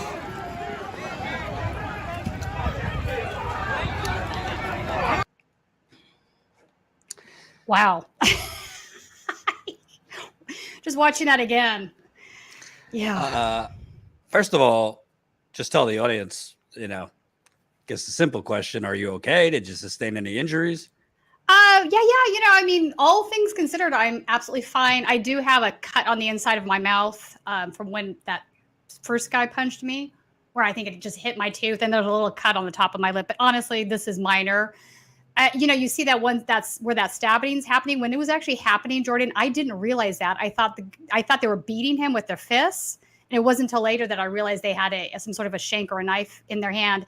And he does have puncture wounds all up and down his back. If he didn't have that backpack on, I'm afraid they might have killed him. I mean, it's that serious. And one of the guys, you'll notice him with the gray hat, as he came forward towards the end there, he was one of the guy that had the knife. So at the time, I didn't realize, obviously very dangerous situation to be in. I didn't realize how dangerous, though. I mean, I figured something was going to happen at that point because, and I feel like this is important. It's not in the video, but there was a group of teenagers that were skateboarding up and down First and Spring Street there. And also, I think this is really important to point out, the location that we were at, that was City Hall across the street, where this altercation happened, is actually on the sidewalk right in front of LAPD headquarters. So everybody asking me where the police were, they were there the entire time. So they didn't step in and stop the melee for some reason. I don't know why. Well, I mean, I have my suspicions. Well, I could tell you why, because I mean, I didn't witness stabbings, but I've been to a lot of rowdy Trump marches, flag drops, and the police are basically with the Trumpers. Yeah, I mean, they are. It's not an exaggeration. They are attacking Antifa or whomever is the counter protesters and giving the Trump people the red carpet to do whatever they want. Yeah. And we should be clear. I mean, just look at it. There's Trump flags, Blue Lives Matter flags. I've seen enough of your videos now to see these are a lot. I'm seeing some of the same faces at a lot of these different rallies. Yeah. So let's actually talk about that. If I sent Colin a folder, it's entitled Adam Kiefer. If Colin, if you want to pull out some of those photos, I want to talk about some of who these guys are. I think it's important to know. So Adam Kiefer is the first guy you see. He's got, I'll wait till that's his Facebook profile there. Okay, now we're in the folder. All right. So this guy here with the shirt that says something about Newsom sucking his something. I can't read it. It's small screen. That's Adam Kiefer there. So he's got a shaved head. Here he is with Proud Boys. He's definitely a member of the Proud Boys. There's more Proud Boys photos in there. He's been in Sacramento fighting with them. Hang on, scroll through some of these photos. Just to get an idea. So you'll recognize him right at the start of the photo. He's the guy that's standing in front of the cars in the middle of the street saying, come on, with his fists out like this. That's Adam Kiefer. He's definitely a Proud Boy. So the reason I'm bringing him up is he's somebody not only that I've seen in Tujunga start fights, I've seen him in Huntington Beach start fights, I've seen him in Sacramento starting fights. He also was the ringleader of the group that chased me into Trader Joe's with two other journalists a week and a half ago on Santa Monica Boulevard in front of Harlow. We went there to get some footage of the anti-vaccine protest that was going on there. Colin, I included the video of that if you want to play it. I want people to see this guy in action because he's definitely a threatening guy. And he had brass knuckles on when he did this. And he accused me, which I thought was really strange, of throwing rocks at him, which is entirely not true. Like nobody was throwing anything at him. That's the Sacramento. If you want to play that, that's a fight he was in Sacramento, beating up somebody. That file there. I don't know how you play it on there. Oh, there we go. So this is just your typical Proud Boy beatdown of somebody they've decided they didn't like. They're violent thugs. I don't know what else you call these guys. So a couple things. Number one, the police are the police, but isn't the mayor a Democrat? Isn't the governor is up for recall a Democrat? They're supposedly want people to be vaccinated, do not want, people stabbing each other in the street. I mean, the LAPD would act if they were ordered to act. What is the mayor of Los Angeles, not known as a Republican haven? Do they respond to these things? Do they do anything? No. And in fact, there's a second, let's talk about two things here. There's a second file there, Colin, called Sergeant Helper. I want to give you guys an example of some of the brass that is in the LAPD and what they're doing, because this makes really clear that they absolutely are bringing their biases to the skirmish line. So no, it's not all LAPD officers, for those that are asking, but many that are in charge are absolutely Trump supporters, absolutely hate Antifa. They say it all the time. And okay, so you're looking at screenshots now from an LAPD officer, Sergeant Helper is his name. He's downtown all the time. I see him, and I often see him assisting those on the right, the Proud Boys, etc. So he is now in trouble because obviously he's violated LAPD protocol. They're not supposed to be posting this kinds of things. But the bridge too far was one of the Getty photographers, photojournalists, took a DMCA notice on he had stolen some photos and put him on his social media. And obviously was, Antifa's this, that, or the other, blah, blah, blah, bullshit kind of stuff. So this photographer filed a DMCA takedown notice. And what does Sergeant Helper do? He publicly posts that from his city email address it was sent to. He posted on his social media. So he's going to probably not get in trouble for it, but he's in trouble for it. If you get my drift, they won't do anything. They'll cover their asses. But there is a current pending look into that situation. But you can scroll through and you see him talking about Proud Boys. Colin, there's like a bunch of photos in if you want to show some of them. But this is his account. It's now locked down in private. I have a journalist friend of mine has a fake account on Instagram. So she's actually able to still see his post because he accepted her friend request. Mm-hmm. So here you see him posting, like here's this post about the Proud Boys, right? Yep. So you can clearly see where this guy lies. Okay, there's a second one, Stabile, who is also in the same division downtown. When Berlindo Niba was assaulted in downtown on January 6th here, and we have that video, people can go back and look at it, but basically a group of Trump supporters cornered her, they bear maced her, they ripped off her weave, and they were holding up her weave, and one of them screamed, "This is the first scalping of the new civil war." This is clearly, as far as I'm concerned, a hate crime. Open and shut case.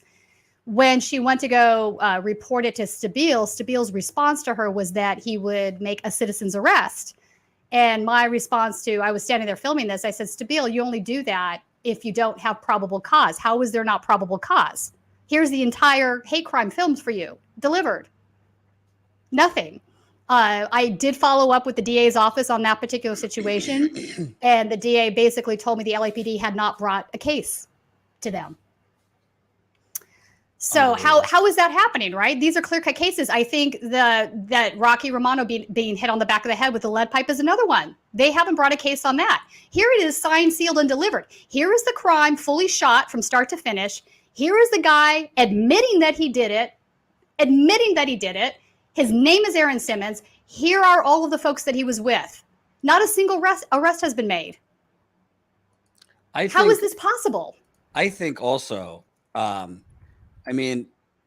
the end of the day, there was an LAPD officer basically shot a woman in the face, point blank range, with rubber bullets.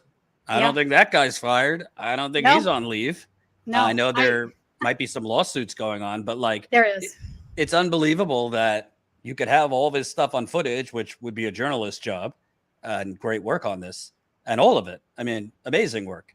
But it seems like they just, I guess because the local media kind of does 20 seconds on it, but doesn't really raise a stink about it, that enables them to keep kind of not only looking the other way, but enabling these cultists, really. It absolutely does enable them, because the more they get away with these crimes, the more that nothing happens to them when they behave this way, the more bold they become.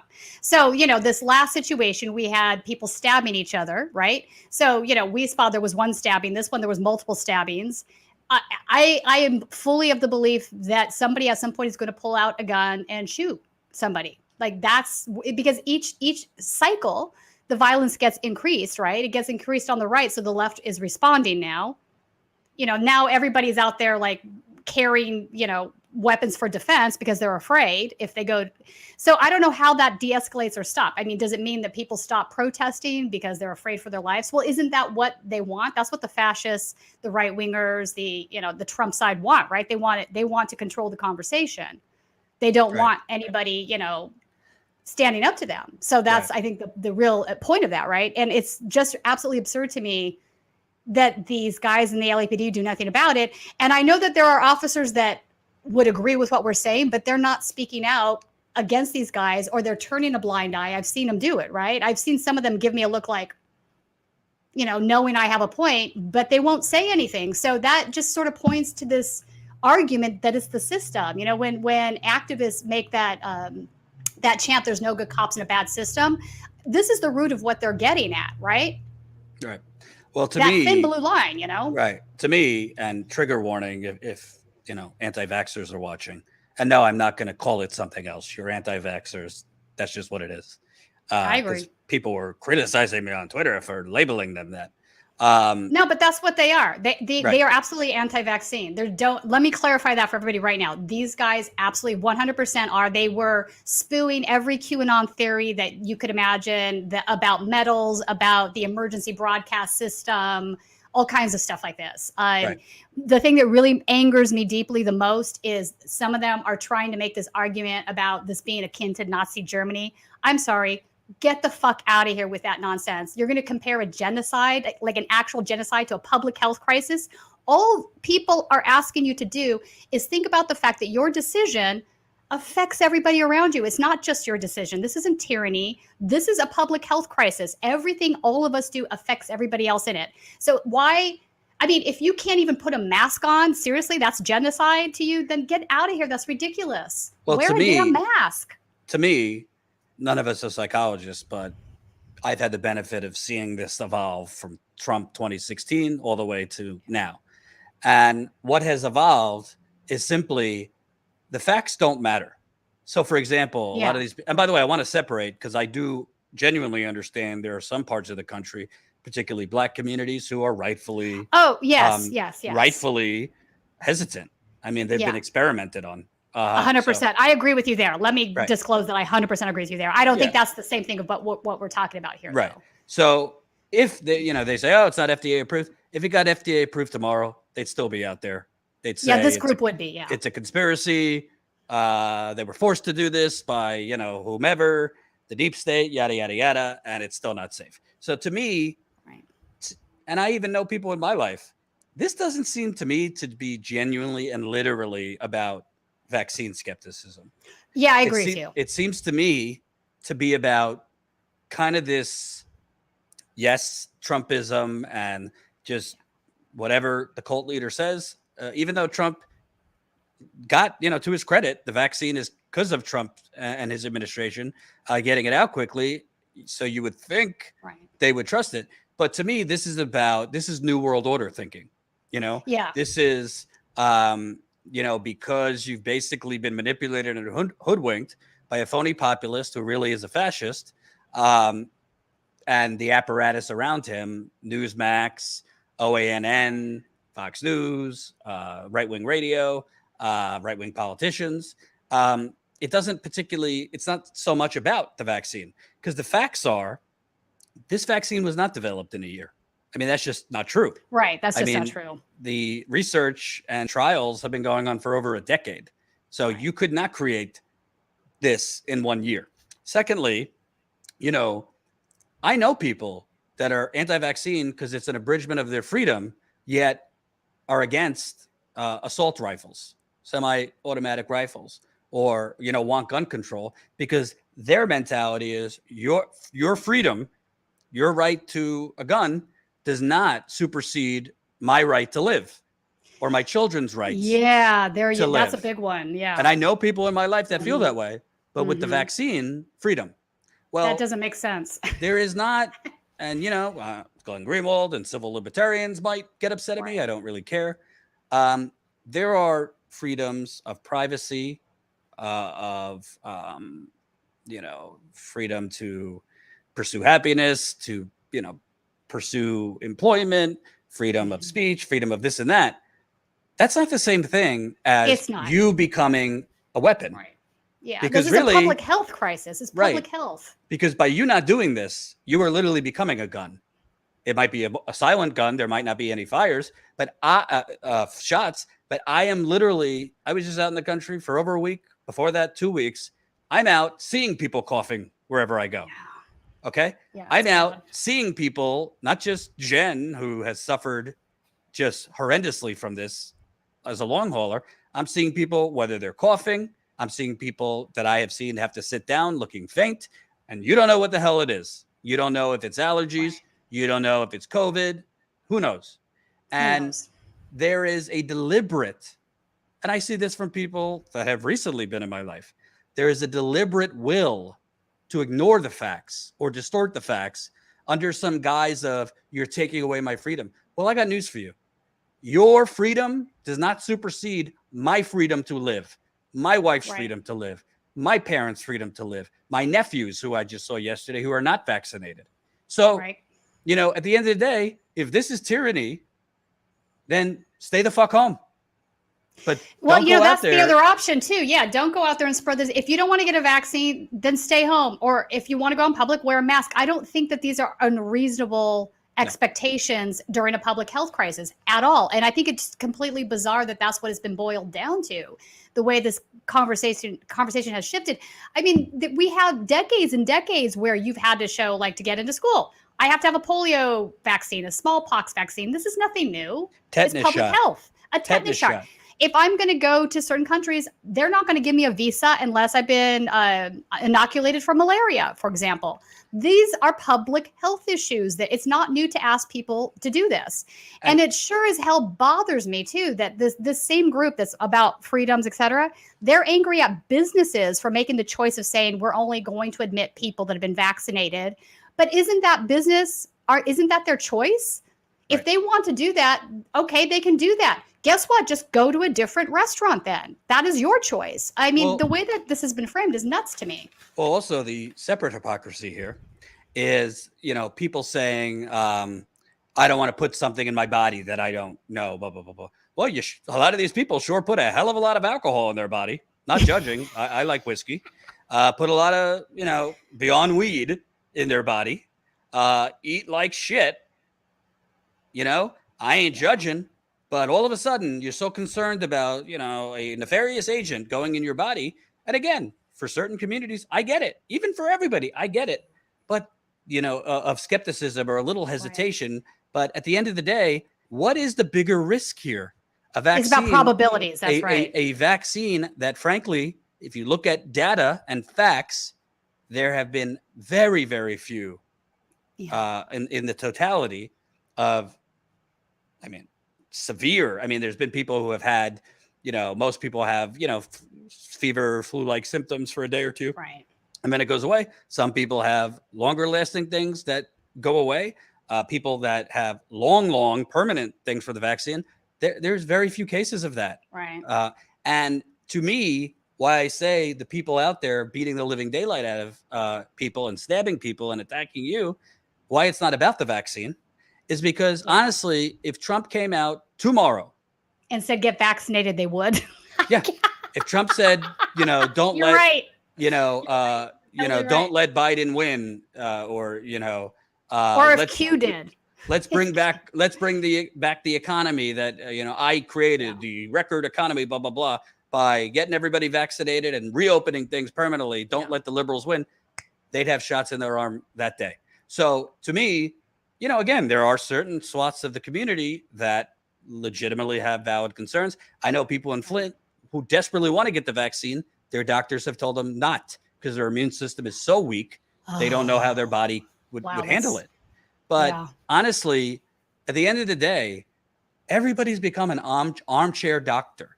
And people that people that I've had Twitter things with me, they'll send me like one random article from, like, I don't know, some Swedish country about from one doctor I've never heard of that says actually widespread vaccination is keeping the pandemic going. Well, let me ask you, what do you think? Why do you think cases are roaring up right now? I just read they're expecting 200,000 a day to go back to that by fall. We're at 136,000 now. It's been shooting up every day. Why do you think that is? Do you think it's because you think it's staged? You think Florida's overrun with vaccinated people in the hospital? No. Like this idea. Although some of them are trying to claim that there is a higher percentage than there used to be of vaccinated people having breakthrough cases simply because there's more people that are vaccinated. This is not difficult math. But here's the other thing people need to remember. No vaccine is 100% efficacious. That's just not, a thing that you're ever going to achieve, right? Which is why it's important for the folks that can get vaccinated to get vaccinated, because that will slow down the spread and allow less mutations to happen. This is just basic biology, right? But it's morphed. I think you're right. I think it's morphed into something else. I don't think there's a lot of rational conversation to be had here. And I agree with you. If Trump came out tomorrow and said, get vaccinated, they would. Or if Q did, even better. If Q came out tomorrow and said, get vaccinated, everybody get vaccinated for whatever crazy reason, that's what they would do. These guys are absolutely, it's wild. I just don't know how else to explain it, but they're like in a cult. Right. And by the way, and I have no shame in saying, yes, I'm guilting you right now. I'm not going to name who, but I have a person in my life that chose not to get vaccinated. They have a young child. I'm not a parent, so it's kind of a delicate thing. You don't want to bring up somebody's child to them and you're endangering them. But right now, Florida, children, hospitals are overrun with children. Louisiana, same thing. Where the fuck do you think they're getting it from, folks? Adults. In some cases, other children, but where do you think the children are getting it from? Yeah. Their unvaccinated dipshit parents who are selfish and recklessly endangering their children. Maybe the children won't die. You don't know what long-lasting effects they're going to have. We don't even know what long-lasting effects adults will have. Go ask Jen. So these children are getting it from adults. And by the way, this idea that, vaccinated people could spread it equally as unvaccinated people. Well, first of all, that's not. Where do you think the vaccinated people are getting it from? Right. Not in bulk, fully vaccinated people, the unvaccinated people. And those vaccinated people, it's not their choice to spread it. They made the responsible choice to get vaccinated. They're getting it from you, John and Jane Q, unvaccinated. So there's two buckets here. The growing conspiracy and white supremacist movement that precedes the vaccination. We're talking the Trump era. We're talking January 6th, which you've covered extensively, QAnon, which you've covered extensively, and now anti-vax. And it'll evolve into something new before you know it. But I agree with you. I mean, at the end of the day, and we had a conversation off air, at the end of the day, as a journalist, gets to a point, you're going to have to decide not to go to certain things. I agree. I mean, I've made that decision on certain things where it's just like there's a calculated risk in everything. But if I really feel like I might get killed here, I'm not brave enough to choose that. That's why I don't go report in Afghanistan. I mean, I've taken plenty of risks, but like this is getting to the point. It's getting serious. Yeah, it's getting serious. And something that I told Jordan offline that the audience hasn't heard that I can tell you a little bit about. I had a hard time leaving the area on Saturday. Myself and two other journalists, we were trapped by roaming gangs of these guys on a First Street, and one was coming up one way, one was coming down this way, and they were both sides. They were all yelling at us, threats, all of it. And I have to tell you, I'm a pretty tough girl. I'm rarely afraid, but in that moment, I was like, oh shit. This could be serious. These are some of the same people that were, beating people up, an hour ago, whatever. So lucky enough, I knew a journalist friend of mine was within the vicinity because he had just gone to his car. I called him and I'm like, you need to come here like now and pick us up because these guys are going to beat the shit out of us. And he's like, where are you? And I told him, and he's like, I'm a block and a half away. I'm coming right now. So by the time he got there, they were getting really close, and we were moving away from them because they were now joining together. We had crossed the street. They had now joined together, and there were one mob coming at us. They were also threatening to break our gear. One guy said to my cameraman, hey, nice camera. Do you like that camera? Wait till you see what I'm about to do with it. This kind of stuff. And one of the female journalists, God bless her, had a taser in her bag. And the other one had some pepper spray. And I'm like, am I the only person here that's not armed with something? Hang on, I need to up my game. What's going on? This is too much. Like, I can't believe this. I mean, frankly, you could press charges. You could press charges against that guy. I told Jason to turn the camera on and start filming some of this. But to do it low key, I didn't want to anger them anymore. I'm like, just flip it on. We'll get audio, whatever else, if something happens. But, she pulled out her taser and turned it on and threatened them with it. And a couple of them backed away a little bit, but then they got all more emboldened. Thank God right then is when Rocky pulled up in the car and we all got into the car. And as we're leaving, they were getting really close to us. One of them pulls out, this is insane, a a thing of bear mace that was so large, it was like a fire extinguisher. It was huge. It was like this, and was like going to spray us all down. But we got the window rolled up really quickly and drove off, and you could see him like getting sprayed in the background, so he didn't get us. But Are you kidding me with this? This is insane. This is like, what the hell's happening here? I've never, and it used to be like, oh shit, things are popping off. The Sunrise Movement just came in and shut down the DNC meeting. Now it's stabbings and. Well, Tina, I'd love to get your thoughts. And I'm not calling you out, but I just want to read this comment from somebody. Jack. Yeah, 100%. Jack says, if it was a vaccine, why are they taking boosters in 6 months? Well, first of all, Jack. Because it's less efficacious, and we have mutations now. The problem is if you guys don't get vaccinated, and a virus will mutate. A virus's job, its whole reason for being, is to stay alive, and it needs hosts to do that. So the fewer people that are vaccinated, it allows the virus to mutate to more and more dangerous forms. That's what's happening right now. And I don't think there's been a really good job of communicating that particular part of the equation. And by the way, there's already a new variant outside of Delta, Lambda. Which is even scarier. Yep. So the problem is some of these new variants might not be able to be killed with the current vaccine because they've now morphed into something else that's allowing them to have a defense against it, right? So the virus will create defenses to stay alive. That's what its thing is. That's what it does. So that's why people are like, you got to get vaccinated. We have got to stop this thing in its track, because if it continues to mutate and mutate and mutate, we could be looking at something far more serious. And right now, what is it? Like 67%, I think it gets down to, which is, it's better than the alternatives. Like it's a game of probabilities, right? So I'm more likely to die from COVID than I am to die of a vaccine. So what am I going to choose to do? A lot more likely. A lot more. Yeah. I mean, it's the statistically small amount that people, like you said, that have problems. And let me also clarify something, because maybe hearing a personal story here might be helpful for some folks. I'm actually in one of those categories that is more susceptible. I have gone into anaphylactic shock twice, where I was hospitalized, both times for medications. So for whatever reason, that's my biology. I've been vaccinated. I went to the hospital. They vaccinated me with the first shot. I stayed there for half an hour. They monitored me to make sure nothing went wrong. All of it. It was done very well. If I had gone into anaphylactic shock, I would have been right there and taken care of.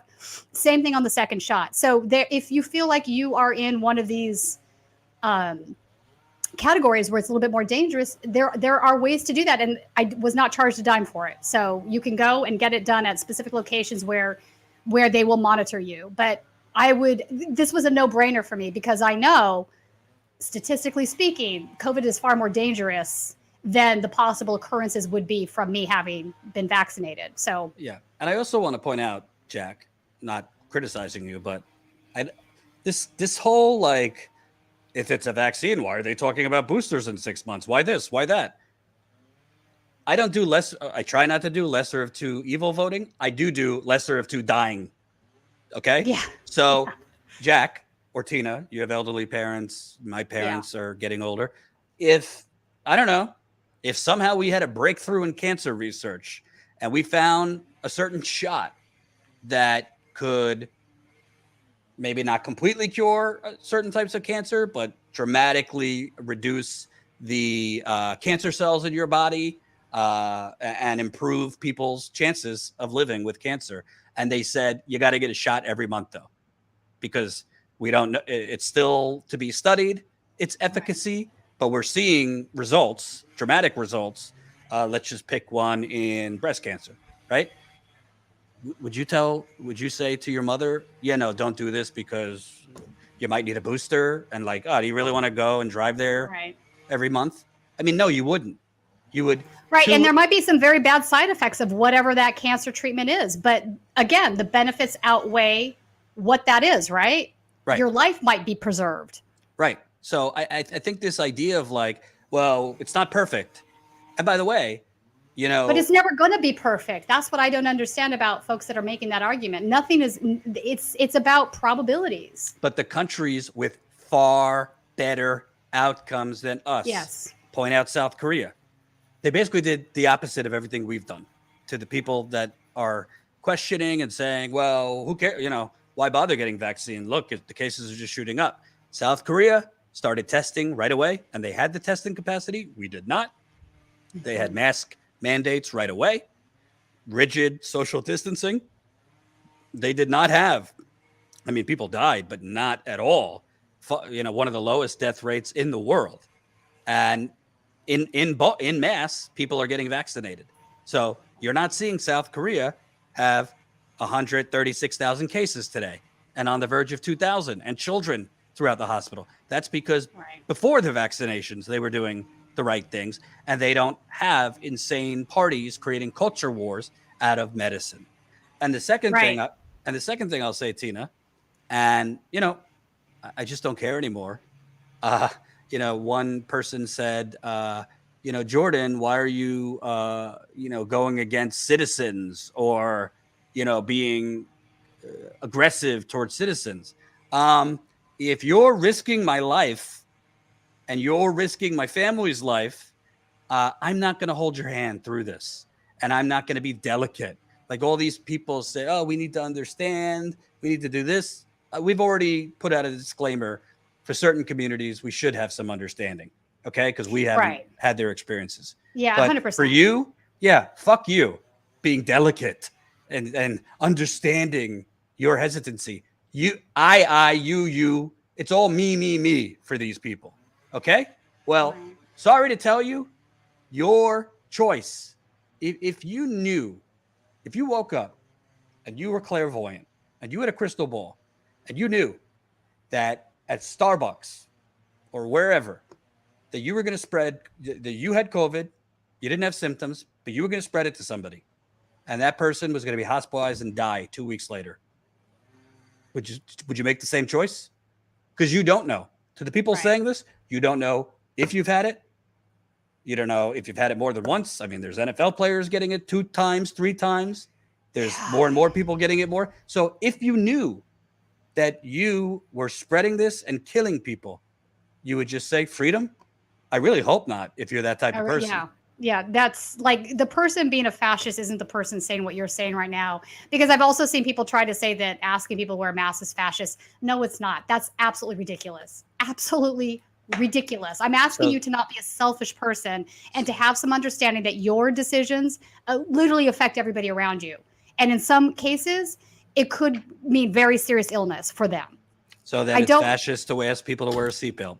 Then it's fascist to tell people don't drink and drive with your kid. Don't drink and drive, period. I mean, don't drink and drive. Yes, if I tell you you shouldn't get in a car drunk, I'm being a fascist, even though you might kill somebody. I mean, that is a really great example because it's a similar sort of a setup. This is not, guys, this is something that is really a serious conversation that we need to have as far as public health. And let's be clear, this is a newer trend. I don't think, I mean, it's kind of appalling to me that we've gotten to this place.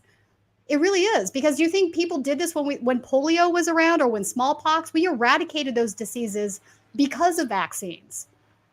Right. There are kids that are like becoming crippled or dying because of those vaccines. And by the way, Philo so funk, everyone should get vaccinated, but a vaccinated person going to Starbucks can affect the same outcome. First of all, that's not true. That's not true. The unvaccinated people can maybe, but it's a much lesser statistical probability. Yes. Much unvaccinated people are spreading the disease far more than vaccinated people. Vaccinated people can, but the rates are night and day. But secondly, hang on, let me stop you there, Jordan, because I think mathematically something needs to be explained. This is what the confusion is. I failed math in 11th grade. You failed it? I did mathematical logic all the way through grad school. So we're killing that stereotype right now. The female knows math, the male doesn't. I'm just going to point that out. But I think the problem is people are looking at numbers strictly and they're not really putting them in the right frame of context. So is there an increase in the number of people that are vaccinated and causing illness? Yes, of course there are, only because there are far more vaccinated people. That's not the right data to look at, right? That doesn't mean that it's mainly vaccinated people spreading the disease. That is absolutely not what it means. That number is expected to increase with the number of vaccinations that are distributed, right? So you can't just look at a number in isolation. The number 1,000 could be a very big number or it could be a very small number. It depends on what we're discussing, right? Okay, so carry on. Well, the other thing also is, first of all, that's just not true. People vaccinated are not spreading it to the same degree. But secondly, even if they were, why do you think that is? Because there's so many unvaccinated people. So if right, you because the unvaccinated people are more susceptible to the disease as well. Absolutely, you're more Right, likely. so- Like if I wear a mask, I'm actually doing so to protect people that are not vaccinated, not necessarily myself. Right. Because Right. even if I get sick, I'm vaccinated, I will not have the same level of disease that an unvaccinated person would have. That's also, pretty factually sound statement at this point. So that is me being an unselfish person, in my opinion.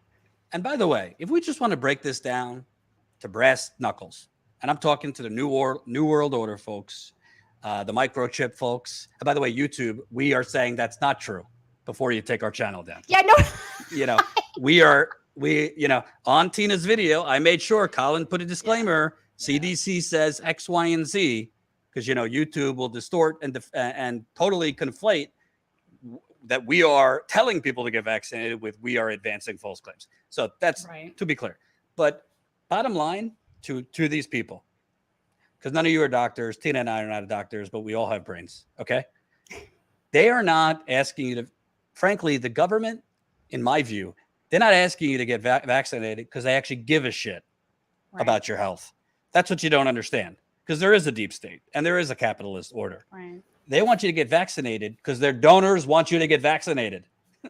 For example, they want the economy to go back. Yeah. I'll use Flint as a perfect example. And I think I know a little bit about Flint. Okay. So very quickly, they switched the water in 2014. They were on that toxic water for 18 months. Very quickly, after it became a mass media story for about 2 weeks before the media ignored it, pretty much soon after that, all of a sudden, you're seeing EPA-funded scientists report drastically lower lead levels. And you're seeing politicians start putting out proclamations that things are getting better, things are improving, no doom and gloom, even despite residents saying, no, our water still smells like shit. We're still getting discolored water. We're still losing our hair. We're still getting rashes. Not 6 years ago. We're talking today. I was just in Flint with Jen. We were showing residents with active rashes, but I digress. Then you had private foundations, nonprofits, real estate developers pushing politicians. I mean, the mayor of Flint, the last mayor of Flint, is on the record with us that foundation people and special interests and real estate developers were pushing her to basically declare it over and everything's fine and the water's safe again, because it was stopping. Having a water crisis was not particularly good for gentrification and bringing in investment to Flint and, pushing poor people out by demolishing homes and dilapidated parts of town and restaurants, bars, luxury condos, cultural centers, yada, yada, yada. So magnify that from Flint to the country. Okay. Trump delayed actually shutting shit down. He never actually shut everything down because the donors were telling him, no. Right. Okay. And it was an election year. So they want you to be vaccinated, not first, do they want you to die? Probably not. But they want you to be vaccinated first and foremost so that we could get back to the business of the new Gilded Age. Yeah. So that we could get back to the get back to the business of poverty for thee, poverty for you, cake for thee. Okay? Yeah. That's why it's not a microchip. They want this over so they could get back to business as usual. And that's Biden, and that's all of them, including the media. So, they could pretend that it's virtuous and we want to save lives, and maybe to a certain degree that's true, but this is not good for business. Right. So that's why they want you to be vaccinated. Frankly, it wouldn't be wise of them to shoot shit in your arm that's not effective and not gonna solve this, or at least improve it to the point where we can get back to some sense of normalcy, because that would prolong it. Tina, your thoughts on that? I agree with you 100%. They want to get back to being the plutonymy, and the way they do that is to get the working people back to working. So that's they have zero vested interest in killing you. Or I find this well, they want to slowly kill you by keeping you in poverty. Exactly. Different kind of killing. I'm actually very fascinated by the conspiracy theory involving the 5G towers and how that's spreading COVID. It's so bizarre. I can't even understand it. Like, I've tried to understand it, but it's really this crazy thing. And I hear them saying it over their bullhorns like a few times now, and I'm trying to follow the logic, and I'm like, wait, what? Like, Right. I don't know. It's like And the by the guy way- in. And by the way, somebody just said this, Tina. Boosters, isn't that 100%? Pfizer's profiting, Moderna's profiting. All these companies are profiting. I'm not saying they're not. I'm not saying it's all virtuous. But the point is, No, but yeah, these things aren't mutually exclusive. Also, I think it's really important to point out that, for example, do people realize that a big chunk of the money that financed the Pfizer vaccine came from the German government? Mhm. So here's the thing people need to keep in mind, and this is the same through with U.S. pharmaceuticals. They are getting financing from the government in every country. And now they're multinationals in particular, that's the case. But, you know, polio, for example, the vaccine was 100% financed by the government. Does that not mean that there's a problem here where now the pharmaceutical company is going to want to profiteer from this? Yes, it's a problem. Is the U.S. government complacent in letting that happen because they let them still have patents, even though it's our taxpayer dollars that financed it? Absolutely. It's annoying and it's terrible and needs to end. But do you really believe that every scientist involved in the act of science is in on that? That would be ludicrous, right? The fact of the matter is there is millions of peer-reviewed studies. People check each other. Scientists, for the most part, I mean, there's always exceptions to the rule. Every human endeavor is going to have corrupt individuals that do jacked up stuff, right? But for the most part, scientists are there to do science. They're not looking to create a product that's going to kill anybody. They actually do want to cure this disease, right? So I think we need to be a little bit more conscious of the fact that these things are not mutually exclusive.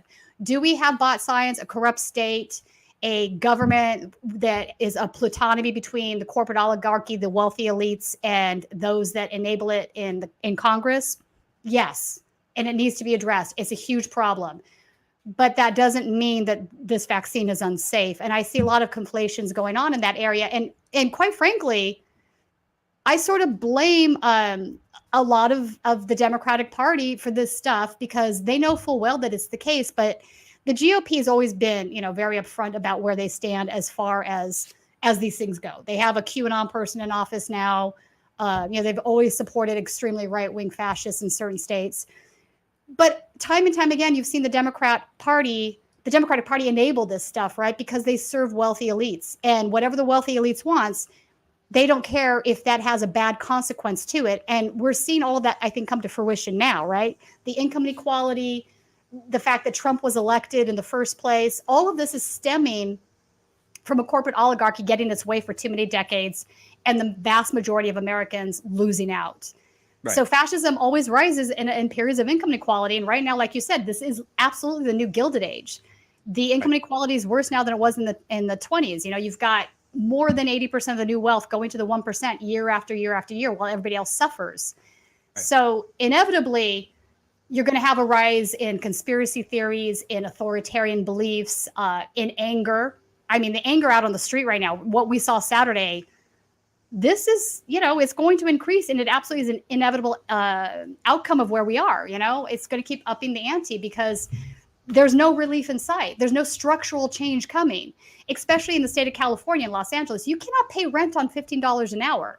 So the right is saying, I'm tired of the homeless people. They're lazy bums. We should just kill them all, kick them out, whatever they want to do, right? Then you have the left saying, well, I just want to put a Band-Aid on that. I know that $15 isn't a livable wage. I know, you know, what rents cost in the state. I know that, but I'm greedy. I'm a wealthy real estate developer, or I'm a politician who has my campaign financed by these folks. So I can't really do structural change. That's going to harm me. But, you know, well, we'll make, you know, living in a tent outside, we'll make that illegal. We can arrest those people. At least in, you know, jail, they'll get 3 square meals and they won't be an eyesore on the street. I mean, this is sort of where we're at. That might sound crazy to some folks what I'm saying, but it is absolutely where we're at. I mean, the LA City Council quite literally illegalized homelessness a week and a half ago, 2 weeks ago. Right.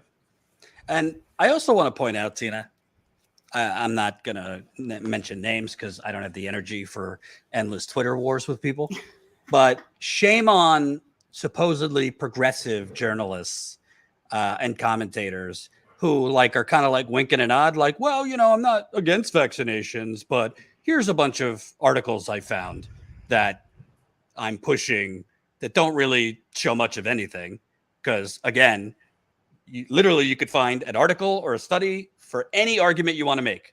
Okay. But At the end of the day, people out there are certain, quote, journalists that we know pushing this as fascistic to make people wear masks or mandate a vaccine. You know what? Go fucking make that argument to the old lady dying in the hospital because of your fucking selfishness. Explain fascism to them. Okay? Yeah. Go make the argument to the children that are being nonstop tsunami of children in hospitals down south. Explain to them the lessons of fascism, which, by the way, you don't even know what fascism is. Yeah, this is definitely not fascism. It's public health. That needs to stop right here. There's like absolute, real, genuine fascism coming up in this country, and it's really scary. We saw it on Saturday. Folks, please do not say that this is fascism. It's not. It's a public health crisis. Meanwhile, we have cops shooting black and brown people in the streets of LA. Right. And turning a blind eye to them getting beaten up and stabbed. I guarantee that the young activist that was stabbed on a Saturday that was on the counter-protest side will have no due discourse. Neither will the Weespaw stabbing victim. Maybe the anti-vaxxer that was stabbed, they'll look into that, right? Because it's Team Trump.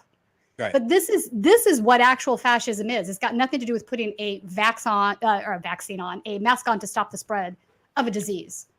And by the way, again, would it be fascism if your child wasn't allowed in schools without a vaccine? Is that fascism too? No. Listen, here's the thing. We saw this last year. Tito Ortiz, who was the mayor in Huntington Beach, wanted to die on that hill, and die on that hill he actually did. So the Huntington Beach School District, they allowed for distance learning for these kids if the parents didn't want them to wear a mask. They were willing to accommodate them by having distance learning, so they could come into the classroom via Zoom. And so again, here you have a school district going out of its way to accommodate these folks, accommodate their decisions. They're going out of their way to do that because they don't want to abide by a mask rule. Well, Tito, who was the mayor pro tem, decided, because he's a big Trump supporter again, he decided he wasn't going to abide by that. It was fascist. He caused a giant ruckus. The school board, who I might add, there's a Democrat on that school board, but the majority of them are absolutely Republican. So this is not a giant left-leaning school board, believe me. They were angry, and they said they wouldn't allow for it. They said, Tito, either you got to have your kids wear a mask, or they have to do the distance learning. So he brought his kids to school anyway. They wouldn't let them in and explained to them repeatedly. He ended up resigning his position, blaming one of the school boards. In fact, we had her on Status Coup. I can't think of her name right now. Anyway, but he made her the scapegoat, saying that, she's a fascist. She's forcing me, blah, blah, medical tyranny, whatever. But it's like, no, Tito, you think you're special. You think you should be the one that gets an exemption to the rule while everybody else has to abide by the rule. And you don't give a shit if you doing so hurts somebody else. That's what's really going on here. And if you don't see it, what can I say? Because it's obvious to everybody else around you. So yeah, there are options for these folks. Right. If you want to make that choice, again, if you don't want to get a vaccine, don't go to the restaurant that's requiring a vaccine. Go somewhere else or stay home. Don't show up at the restaurant and beat the shit out of people that made reservations to have dinner there. Like, What are you achieving here? Exactly. And I think also, before we wrap up, I want to ask you, beyond vaccines, honestly, I think this kind of goes into what I think is this dangerous mentality that's brewing on our side, on the left. Oh, yeah. Which is, I'm seeing it now. Once in my life, I tweeted something crediting Joe Biden for pulling out of Afghanistan, which I think was a pretty courageous thing to do. It remains to be seen. I put in the tweet. Now we'll have to see. Hypatia agrees with you. Now we'll have to see if this is actually pulling out, meaning like we've now pulled out of Iraq 4 times. And like each time we pull out, we learn, oh, wow, there was still 4,000, 5,000 troops there. But this thinking, which is possible. Right. This thinking that like it's black or white, right? It's not black or white. Even a broken clock is right twice a day. If somebody we disagree with or think is a warmongering, corporatist, whatever, actually does something right in once a blue moon, you could credit that person. Just like if Cory Bush, temporarily or not, stops millions of people from being evicted, we could praise We that can person applaud that. Yeah. I while agree. demanding more. It's I like, agree. it gets to a point where you start to think people don't actually believe this. The people pushing this nihilism, it's really just for business. Yeah. It's really just for clicks and profit. And people are being hoodwinked into this because I agree. Like, I agree. you know, at work or something like that, you would probably have more critical thinking skills because most lines of work, you can't think black or white. You have to kind of see nuance in things. But like, to a different degree, this goes for the anti-vaxxers. Like, it's not black or white. Sure, there could be some concerns, but you have to see the bigger picture too. Just like on the left, we have this growing I wouldn't say it's all of the left, but we have this growing movement where you either hate them full stop. Even if they start playing hardball, well, it's not enough. We'll believe it when they stop it. Or, well, they're not getting us Medicare for all, even though we don't have the White House, even though we don't have Congress, even though we barely have enough votes to block something, much less. It just seems to me, whether it's the extremists, Coup, Trumpers, January 6th, or on the left, not as much life or death. These people aren't anti-vaxxers for the most part, but basically all or nothing, zero-sum game, black or white. There's nothing in between. If you ever say a good thing about a Democrat, you're a fraud, a sellout, and Lucifer. Frankly, if Biden actually helped cure cancer, which he's talked about doing, and obviously, is well beyond Joe Biden's capacity, I don't know if these people would credit him. I really don't. I think that's absurd. I look, even a broken clock is right twice a day. Like, there are times when Trump did something I agreed with, and I was not afraid to say, okay, this is something he did that I agree with. So if Biden does something right, yeah, we should applaud that. If Cory Bush does something right, we should applaud that. If Pelosi, God forbid, does something right, bravo. So I think that we need to be more critical about how we approach things and look at things through the lens of policy and what we can achieve there, as opposed to individual party mandates. I'm not registered as a Democrat. I'm NPP in the state, which is no party preference. And the reason for that is because I want to remain neutral in this, because but do I vote mainly for Democrats? Absolutely, I do. Why is that? Because I think, generally speaking, they're the better choices. I have also voted for Green Party candidates more than once. I've voted for independents as well. So one thing I don't think I've ever done is voted for a Republican. Yeah, I just said that out loud. But point being is that, yes, Jordan, look at individuals, look at the decisions they're making based on that decision and decide whether it's good or bad. If you're just going to be a nihilist and say, I can't accept anything Biden does, even if it's okay, you're not helping. But it's not even just Biden. It's not even just anybody. Biden. Yeah, all of us, Bernie, whoever. Yeah, Bernie. Everybody said he's a coward. I saw somebody call him a sellout the other day, and I was like, is he though? Is he really? He's weak. He's this. He's that. I've criticized him without. Yeah, I have too. I don't agree with everything, but I don't think he's a sellout. They don't seem to want to actually point out Bernie actually played hardball, and that's why you have a $3.5 trillion reconciliation bill. Bernie can't snap his finger and get you Medicare for all, unfortunately. If he was president, it would be an uphill climb. He's not president. He said to Biden and the Democrats, I will not vote for your little bipartisan privatization bill, because that's what it is. It's a privatization infrastructure bill. If we don't get $6 trillion in a reconciliation bill, he said, he knew he wasn't getting $6 trillion, but he actually did smart negotiation and, reach for the stars. And as a result, they agreed to 3.5 trillion, which they never would have done. Even the corporatists are saying, Tim Kaine and others said, we would have never got to this number if not for Bernie Sanders.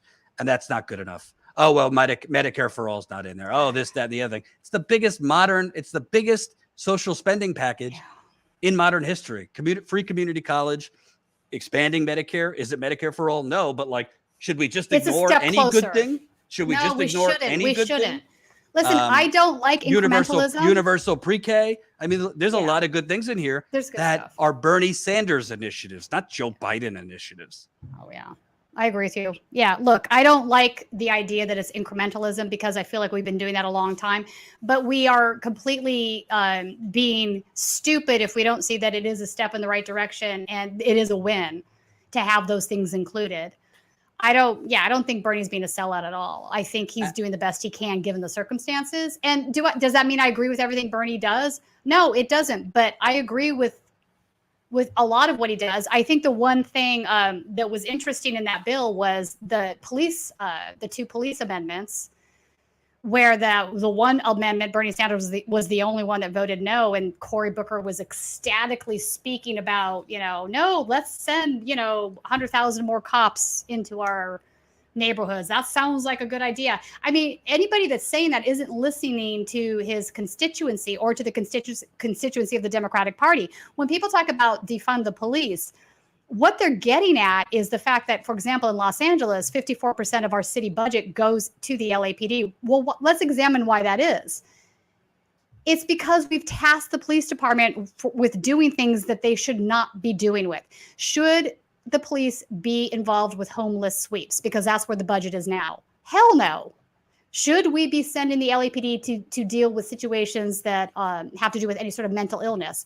Absolutely fucking not. They're probably going to kill the person for no reason. Well, but this is sort of where we're at. You know what I'm saying? I don't want to point this out, but, the Young Turks chief investor, Jeffrey Katzenberg of DreamWorks Animation, has been really pushing to get rid of those homeless people off the streets and homeless sweeps. So I'm just saying. No, the liberals in LA and the city, Garcetti included, are so far off the mark on this. It makes me very angry.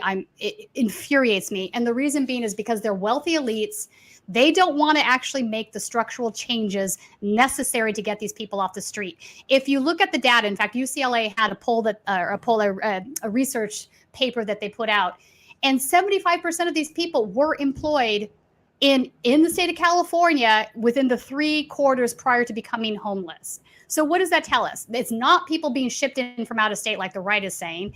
It's not drug addicts. It's not like a host of stereotypes. It is people that are just absolutely struggling to get by. And, for example, at Echo Park, I interviewed 2 of the homeless folks there who were full-time students. So they were going to school full-time, and they were sleeping in a tent because they couldn't afford to pay rent. They had already taken massive student loans to pay for their tuition. Right. So we are failing our population, and these wealthy neoliberal elites in the city of LA are so damn greedy, and it includes 80% of the city council. I think Mike Bonin is the only one that's taken any sort of stand on this. They don't care. They just want to get them off the street, and I think part of the dystopian reason is because the Olympics are coming, and they know that that's going to end up being a huge problem for them. But it's really simple. Make a higher living wage for everybody that lives here so that they can actually afford rent. Do something like overturn Costa-Hawkins. You know what? Costa-Hawkins has been very bad in the state. It's the reason we don't have affordable housing. I don't think that that's a controversial statement. And they know it, but they don't want to make these changes. And this is where we end up being because they're wealthy and they're greedy. So, like the money, here's another example. The money that they spent, Jordan, those 2 days clearing out Echo Park, the money that the LAPD spent that night could have put up permanent housing. We could have built actual buildings with enough apartments in them to house every single one of those individuals. What did we waste that money on instead? Beating up press members, helicopters, hundreds of officers on the street with less lethals, poking at homeless people, throwing their stuff in the trash. I mean, what are we doing here? It's insane. And the police's militarized weaponry. Yeah, 100%. So if Cory Booker doesn't understand that, call me, Cory. Let's have a talk because, you're so wrong on this. It's not even funny. Right. It's not funny. And the last thing I'll say as we depart, at the end of the day, not to be cliche, people could, we all could walk and chew gum at the same time. I'll use the Nina Turner example. Okay. First of all, I don't give a shit if you vote for a Democrat, MPP, Green Party, fucking aliens. I don't really care. This notion that I'm trying to prop up the Democratic Party, you must not watch our work. That's true. All. Right now, I am harassing Democrats on Flint and shaming them. So I don't really care which party you vote for. But what I do care about is self-sabotaging ourselves. And at the end of the day, Nina Turner is a perfect example. Why are 2 things mutually exclusive?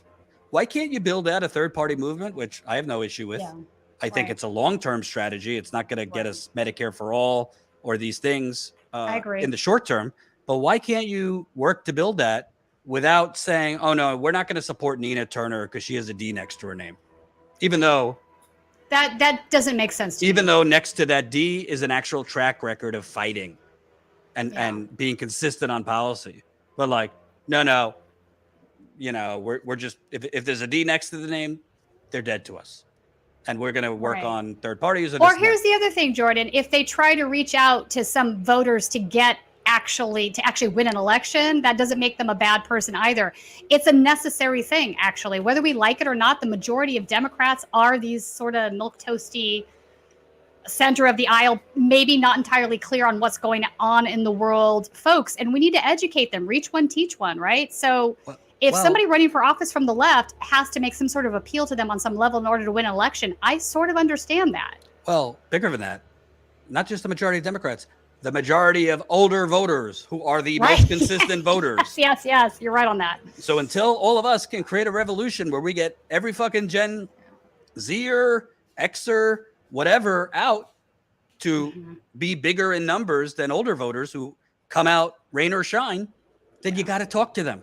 This whole idea, oh, Nina Turner lost because she didn't run scorched earth enough. She would have lost by 50 points if she was ranting against Biden, the Democratic Party, because that fucking district likes Joe Biden. They like Hillary Clinton. Okay? Yeah. They like the Democratic Party. So you could live over here in your little YouTube, fucking circular firing squad, or you could live in reality. Because I live in reality because I see it. I'm on the ground in a lot of these places. No, I agree with you. That district. And so here's the thing. We could make the case very easily that maybe they like Hillary or Biden because they don't really understand the issues, or they think they're being served by the decisions that are being made there because they don't really pay that much attention. I would agree with that argument 100%. But going scorched earth on those folks doesn't change their minds, and it certainly doesn't win elections. And this is still a democracy. So and Bernie Sanders it's is a good hard, example. but Bernie Sanders is a good example. People forget this. Bernie Sanders was closing the gap against Joe Biden among older voters. Older voters before the massacre on Super Tuesday that defeated Bernie. David Sirota's attacks, Bernie Sanders' campaign's attacks on Biden for basically being a willful lover of privatizing Social Security. Yeah. Older voters We're working. Yeah. were moving over to Bernie Sanders for the first time in 5 years. Okay. And Bernie, unfortunately, we've talked about this. He went on 60 Minutes and instead of talking to those older voters, gave a fucking education on Fidel Castro. Okay. Yeah. Was he right? Was he right? Yes. He was right, but it was bad timing. Right. And by the way, I know for a fact his campaign was watching and fucking pulling their hair out. Because, some people on the left would be like, good that he did that. Well, people in reality who want to win, maybe that wasn't the time to educate people on Cuba's education and healthcare system. Because obviously older voters are generationally programmed. Yeah. Cuba bad, Russia bad, all this. So, and it doesn't mean that they're right. They're not right, and they're not really clear on the issues, but that is what they think, yeah. Right. And at the end of the day, we could do more than one thing at a time. You could push economic boycotts while supporting some candidates that are good on policy and we believe might fight once they get in there. So it's not all or nothing. You can support third party or try to build up movement for a people's party or whatever you want to build up while pushing for someone like Nina Turner. This doesn't mean bow down to politicians, but like to preemptively say, nah, she's going to get in there and fold because, the squad has upset us. So let's project that onto Nina Turner. Let's project that onto any candidate running as a Justice Democrat because we don't like the squad. This is self-sabotaging and illogical. Illogical. It doesn't mean the people who feel this way aren't rightfully frustrated, rightfully cynical, rightfully angry. And, I feel that way because I'm out there traveling and seeing this misery and corruption up close. But what's the alternative for us to all put our thumbs in our mouth, lie in fetal position, and just watch YouTube hosts ranting all day? Yeah, that will get us Medicare for all much quicker. Okay. And I don't want to hear about forced to vote anymore. I supported it, but forced to vote is not the holy grail of political strategy. I supported it then. I still think it was a good idea. Yeah, but me too. we can't keep talking about it 9 months later And because like, now it's just like about personalities and has nothing to do with actually pushing policy forward. It's sort of morphed into this hamster wheel of argumentation that doesn't go anywhere. Right. So I've gone on tangents, which I do. Tina, your parting thoughts. By the way, people follow Tina on Twitter at Tina Desiree Berg. Brave reporting. She's got other footage too, by the way, which we hope to get out. But I'm actually wondering if anybody, since we did get off on a tangent, it was a really good tangent though. I was happy to do it. I didn't know if people had specific questions though about Saturday. I know some people were asking questions earlier in the chat about other Proud Boys besides, I mean, I pointed out Adam Kiefer, obviously, but if you do have anything, now would be the time. They might be in the super chats, which I usually read at the end. So let me read them. Oh, okay. Bionic, Chronic, love it. $1.99. Cat Faye Helen, $5. Thanks for having a true patriot on the show. That was in reference to Rory Fanning. By the way, well, okay, that's it. I'm out of here. by the way, because she's, my wife occasionally feels like I steal her thunder. My wife sent me that. My wife sent me Mr. Fanning. So she's a wonderful producer behind the scenes. Sends me a lot of great ideas. And she spotted him. So kudos to my wife. Das Bosch Fleisch, €4.99. Imagine doing a Marshall Plan in the Near East, selling Coca-Cola instead of bombs. Would save many lives and deal a blow to terrorism. Yes, but let's not sell Coca-Cola. It's bad for you. Yeah. Maybe coconut milk, coconut Wait, water. how about I recommend bubbly. Oh, Anat drinks that too. Yeah. Todd Kingsley, $4.99. Rory is a true American patriot that truly argues the future of our nation. If we do not make significant changes, I agree. He was great to have today. Todd, $4.99. Status Coup, keep it up. Appreciate it. Dave, $5. You were pretty great on Moore's podcast, by the way. Yes, if you don't know, I was on Michael Moore's podcast. It's up Rumble, so you could find it in iStore, Apple iTunes, all this stuff. Rumble, and I really thank Michael Moore for having me on. That's a whole nother story. I'm just fucking outraged and fed up. We're now a month after we broke this story. Still a fucking complete media blackout, but we're not giving up. Stay tuned on that. Todd, $4.99. Biden is largely responsible for this failed war politically and economically. He misled the American people in supporting it. Yeah, it's yes and no. Like a vice president can't publicly go against his president, or he's not going to be vice president much longer. So, like, technically, it is reported that he tried to convince Obama against the surge. I don't know if I could slam him for not publicly doing it, because basically a vice president is chosen in part to be a puppet for the president and do as they say. Jim tipped $5. Here's a 5 spot. Appreciate it. Lana Dell hates the clock. $10. Does Tina take self-defense classes? Yeah, that's a good question. I used to. I actually took Muay Thai, which is Thai kickboxing, years ago, and then I haven't for many years now. I need to start doing that again, honestly, because it's probably a good idea. I got to tell you, I think this is beyond self-defense, because you could be a Karate Kid, but if somebody's from behind you coming up to you with a knife. So this is very risky stuff. I'm not saying don't do that, risky. Tina, but people should know this is not just loony Trump people without masks. These are people that are attacking people, stabbing people, and like Tina said, they're armed. Right. And they're for me, it's Standing Rock. I always had this. I mean, you genuinely don't know if cops are going to start shooting real bullets at any moment. That's true. So, that's true too. Right. I do wear a Kevlar vest every time I go out now. Yes, that's good. Jay Zen Politics, subscriber at Tier 1 on Twitch. Love our Twitch people. They've subscribed for 5 months. Well, thank you. Carrie, $50. Holy cow. Wow. It's getting so hostile towards real journalists. Yes, and there are very few. By the way, we should point out, Tina, I don't see a lot of local reporters from LA at these things. I see a lot of independent folks, not so much the people from the local NBC, CBS, Fox, etc. Yeah, because they want us to do the work and then pay us very little money for the footage. That's sort of what the local market has morphed into, unfortunately, which is why, District 34, I've sort of turned into a local co-op now. So a lot of the stringers and other news folks that I know, footage that they have that they want to get out there, kind of turned it over into a co-op. So if you are interested in Los Angeles local news stuff, you can just subscribe to District 34 because everybody's starting to post on there. You'll see more of these stories, more so than you would see at KTLA, et cetera. It's really unfortunate because in a city of 10 million people, there's nobody doing this. It's like turned into this weird news desert where this stuff is happening and it's not getting reported on. And then if you say no to KTLA, like they don't want to pay me any money for the footage or it's too little, and I say no to them, then it doesn't get reported on at all.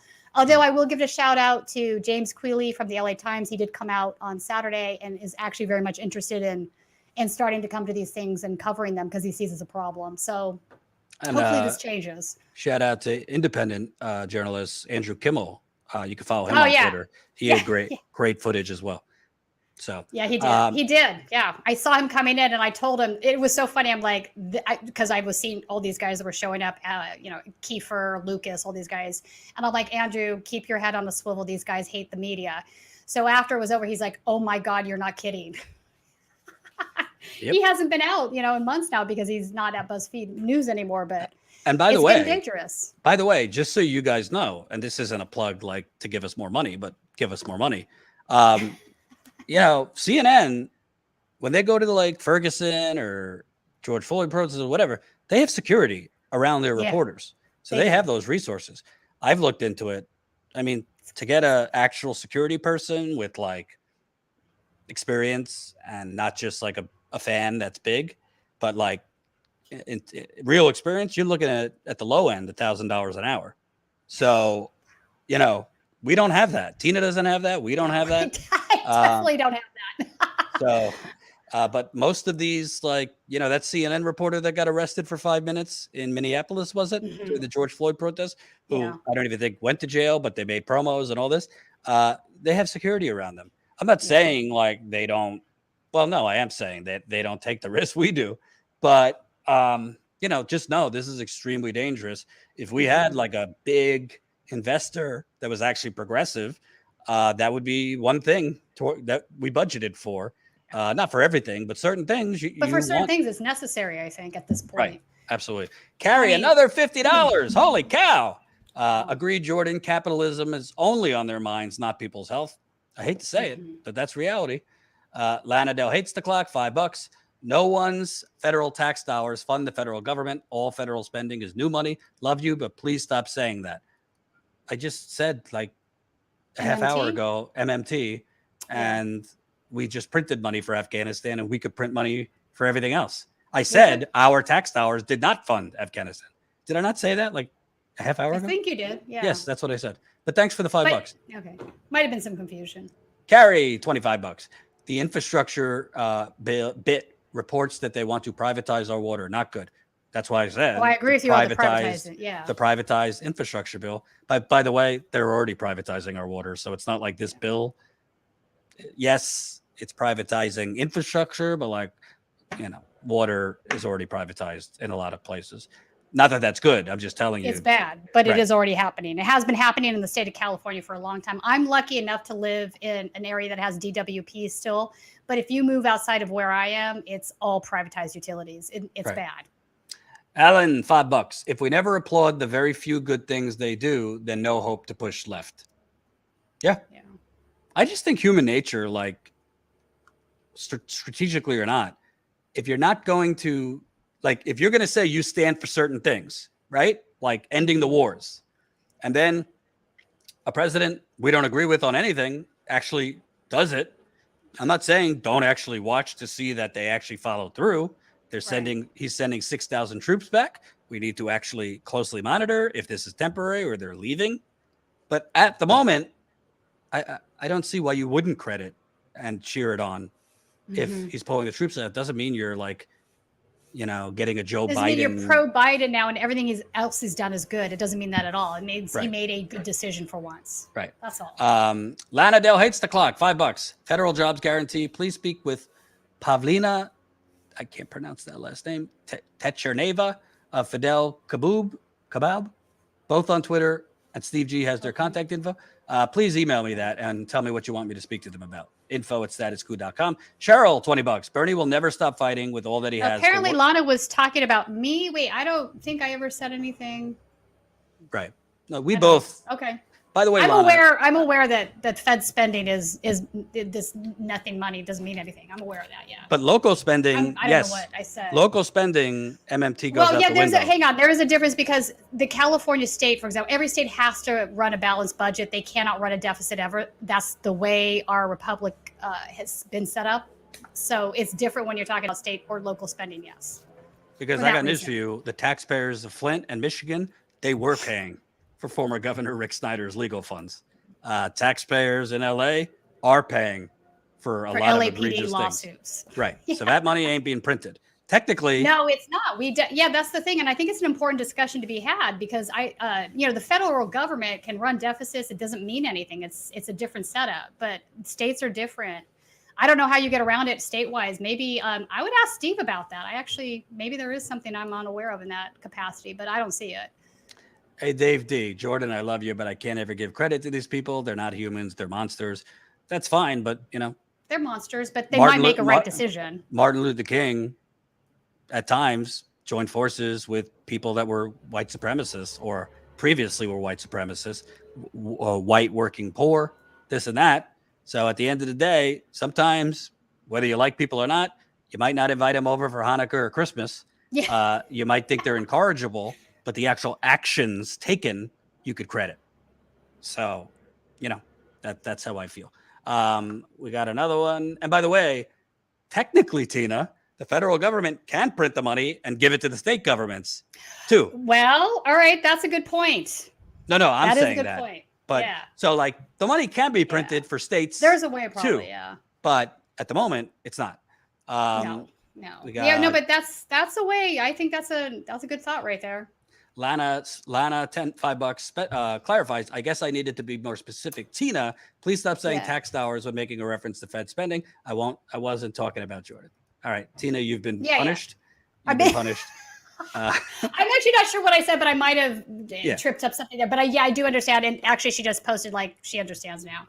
So, And, Lana, but no, thank it's you- a good thing thank to you. point out. It's worth having a clarity on these matters. I agree. And by the way, speaking of MMT, Wednesday at 9:00 at night, I hope I'm awake. I am presenting, or Jen and I are presenting. I don't know if Jen's going to feel up to it. We're going to be joining Real Progressives for a special right on. thing at 9:00. I think it's a live stream and Zoom where we present. I think like a half hour, just monologue on the media, covering up everything, and then Q&A. So Oh, nice. if you follow our Real Progressives, I think they've been tweeting about it. Any more questions for Tina before we go? Put them in now, super chat or not. Jordan, I love you, but it's conscientious objector. Yeah, I know I messed that up. Let me change that now. 2 hours late. I messed that up. My apologies. Observer. Also, wait, this is hilarious. Somebody's commenting about my wallpaper. Okay, that's not wallpaper. I'm in my green screen studio right now. And the unfortunate reality is that StreamYard will only let you change it if you have Chrome, which I do not have. That seems like bizarre to me that they Really? only. Yeah. So why don't you just download Chrome? You don't want to it's give Google any business? I know it's very invasive. I'm a paranoid person. I don't want people, the Google products are very invasive. That's another Colin, can you conversation look for into another that? Are you using Safari? Yeah, I have Safari, I have Firefox. Yeah, Colin, look into that. I think there's a way of putting up a custom image or a Okay. green screen. I think. If there is, I'd love to know because that's why it's this weird. Although I shade think it's kind of a little cool having a legit just a green screen behind you. Anyway, so Tina, we might have some other videos from Tina. She's doing great work. Follow her at Tina Desiree Berg on the Twitter. Anywhere else they should be looking, Tina? There's a District 34, the Patreon we just set up for all of those guys. So, this is all local stuff. So if you're interested in LA local news, you can find it. Everything's pretty much open. You can just watch stuff. So, and that would be to go there. Yeah. Yeah. I just put in the super chat her Twitter. Also, we're not even we don't have time for this, but we're not even getting into LA right now is kind of like ground zero for homelessness among many other Absolutely. terrible things. So there's a lot of stuff out there that Tina's been covering. Not to mention Newsom, you know, I don't know if he's going to lose, but.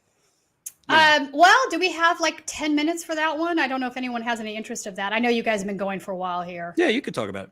Well, so the way the recall is set up, it's a 2-question ballot, right? So the first question is, do you think Newsom should be recalled? The second question is, here's a list of candidates running for office. Pick one if that's, you know, if you think he should be recalled. So the real danger here is that some people might say yes to the first question and then just not make a vote because they look down at the ballot and they're like, oh my God, these are all just, crazy people here, right? But if he's over 50% on that first, he'll be recalled. And it's very feasible that one of these lunatics wins the state of California governorship with like 7% of the vote, something ridiculous like this. So it's a very poor setup. There is a guy, for example, that's running as a Democrat who is, I don't even know what to make of this. He's calling himself, apparently he's a big YouTuber. Maybe some of you guys know who this guy is, Pathrath or something, his last name, but he's calling himself, wait for it, a landlord influencer. Oh, God. Whatever that is, it can't be good. Probably just a real estate developer trying to bulldoze your community.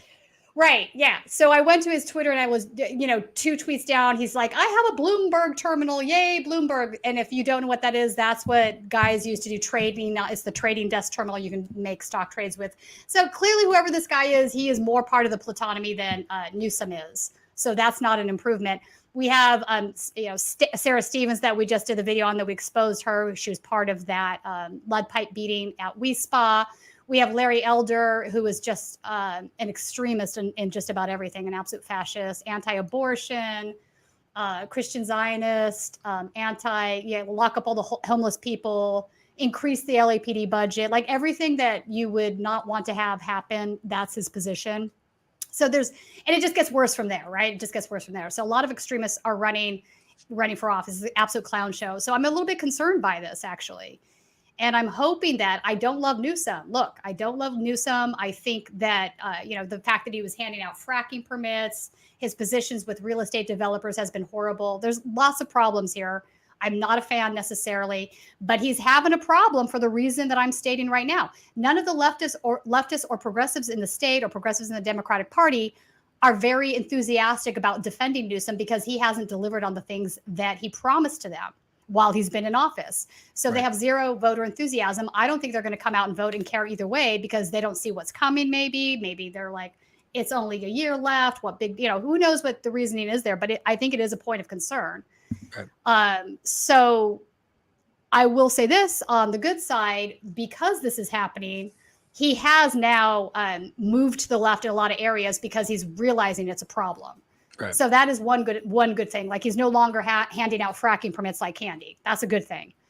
So I don't know where this is going, but I will say this: if they do lose, or when I say they lose, if the Republicans lose this and Newsom stays in office, I think we're going to be looking at a situation that's sort of like Stop the Steal California edition. Then you should just fucking stay home for a while because I don't know. I don't think you should go cover that. For safety and sanity. Yeah, it's going to be wild either way. But I think the buildup also towards this election that things are going to be intensifying as well. You know what I'm saying? Right. And by the way, Dave L, $5. Chromium and Brave are de-Googled Chrome browsers. So I don't really know, what? I don't know what that means. Hang on. I do know what that means. I did not know that about Brave. So that means I could probably open Brave and use this and it would work. Yeah. Thank you so much for that tip. I had no idea. And the $5. Thank you very much. And the $5. I do have to go because I got to walk my dog who's going crazy. But thank you, Tina. Everybody show her the love because she's doing amazing work. She literally was attacked. By the way, how deranged is it? Not only they're attacking her, unmask her, unmask her, unmask her. Jesus Christ. Are you like the lunatics here? It was the biggest, I still couldn't believe it was happening. Honestly, I just was so focused on shooting this thing that I was like, okay, stay focused. And even after that, the first guy that hit me much harder than the second guy. But even then I will say this, it wasn't as hard as, do you remember when I got punched at that Democratic Party delegate caucus where they were cheating and they had to redo the election.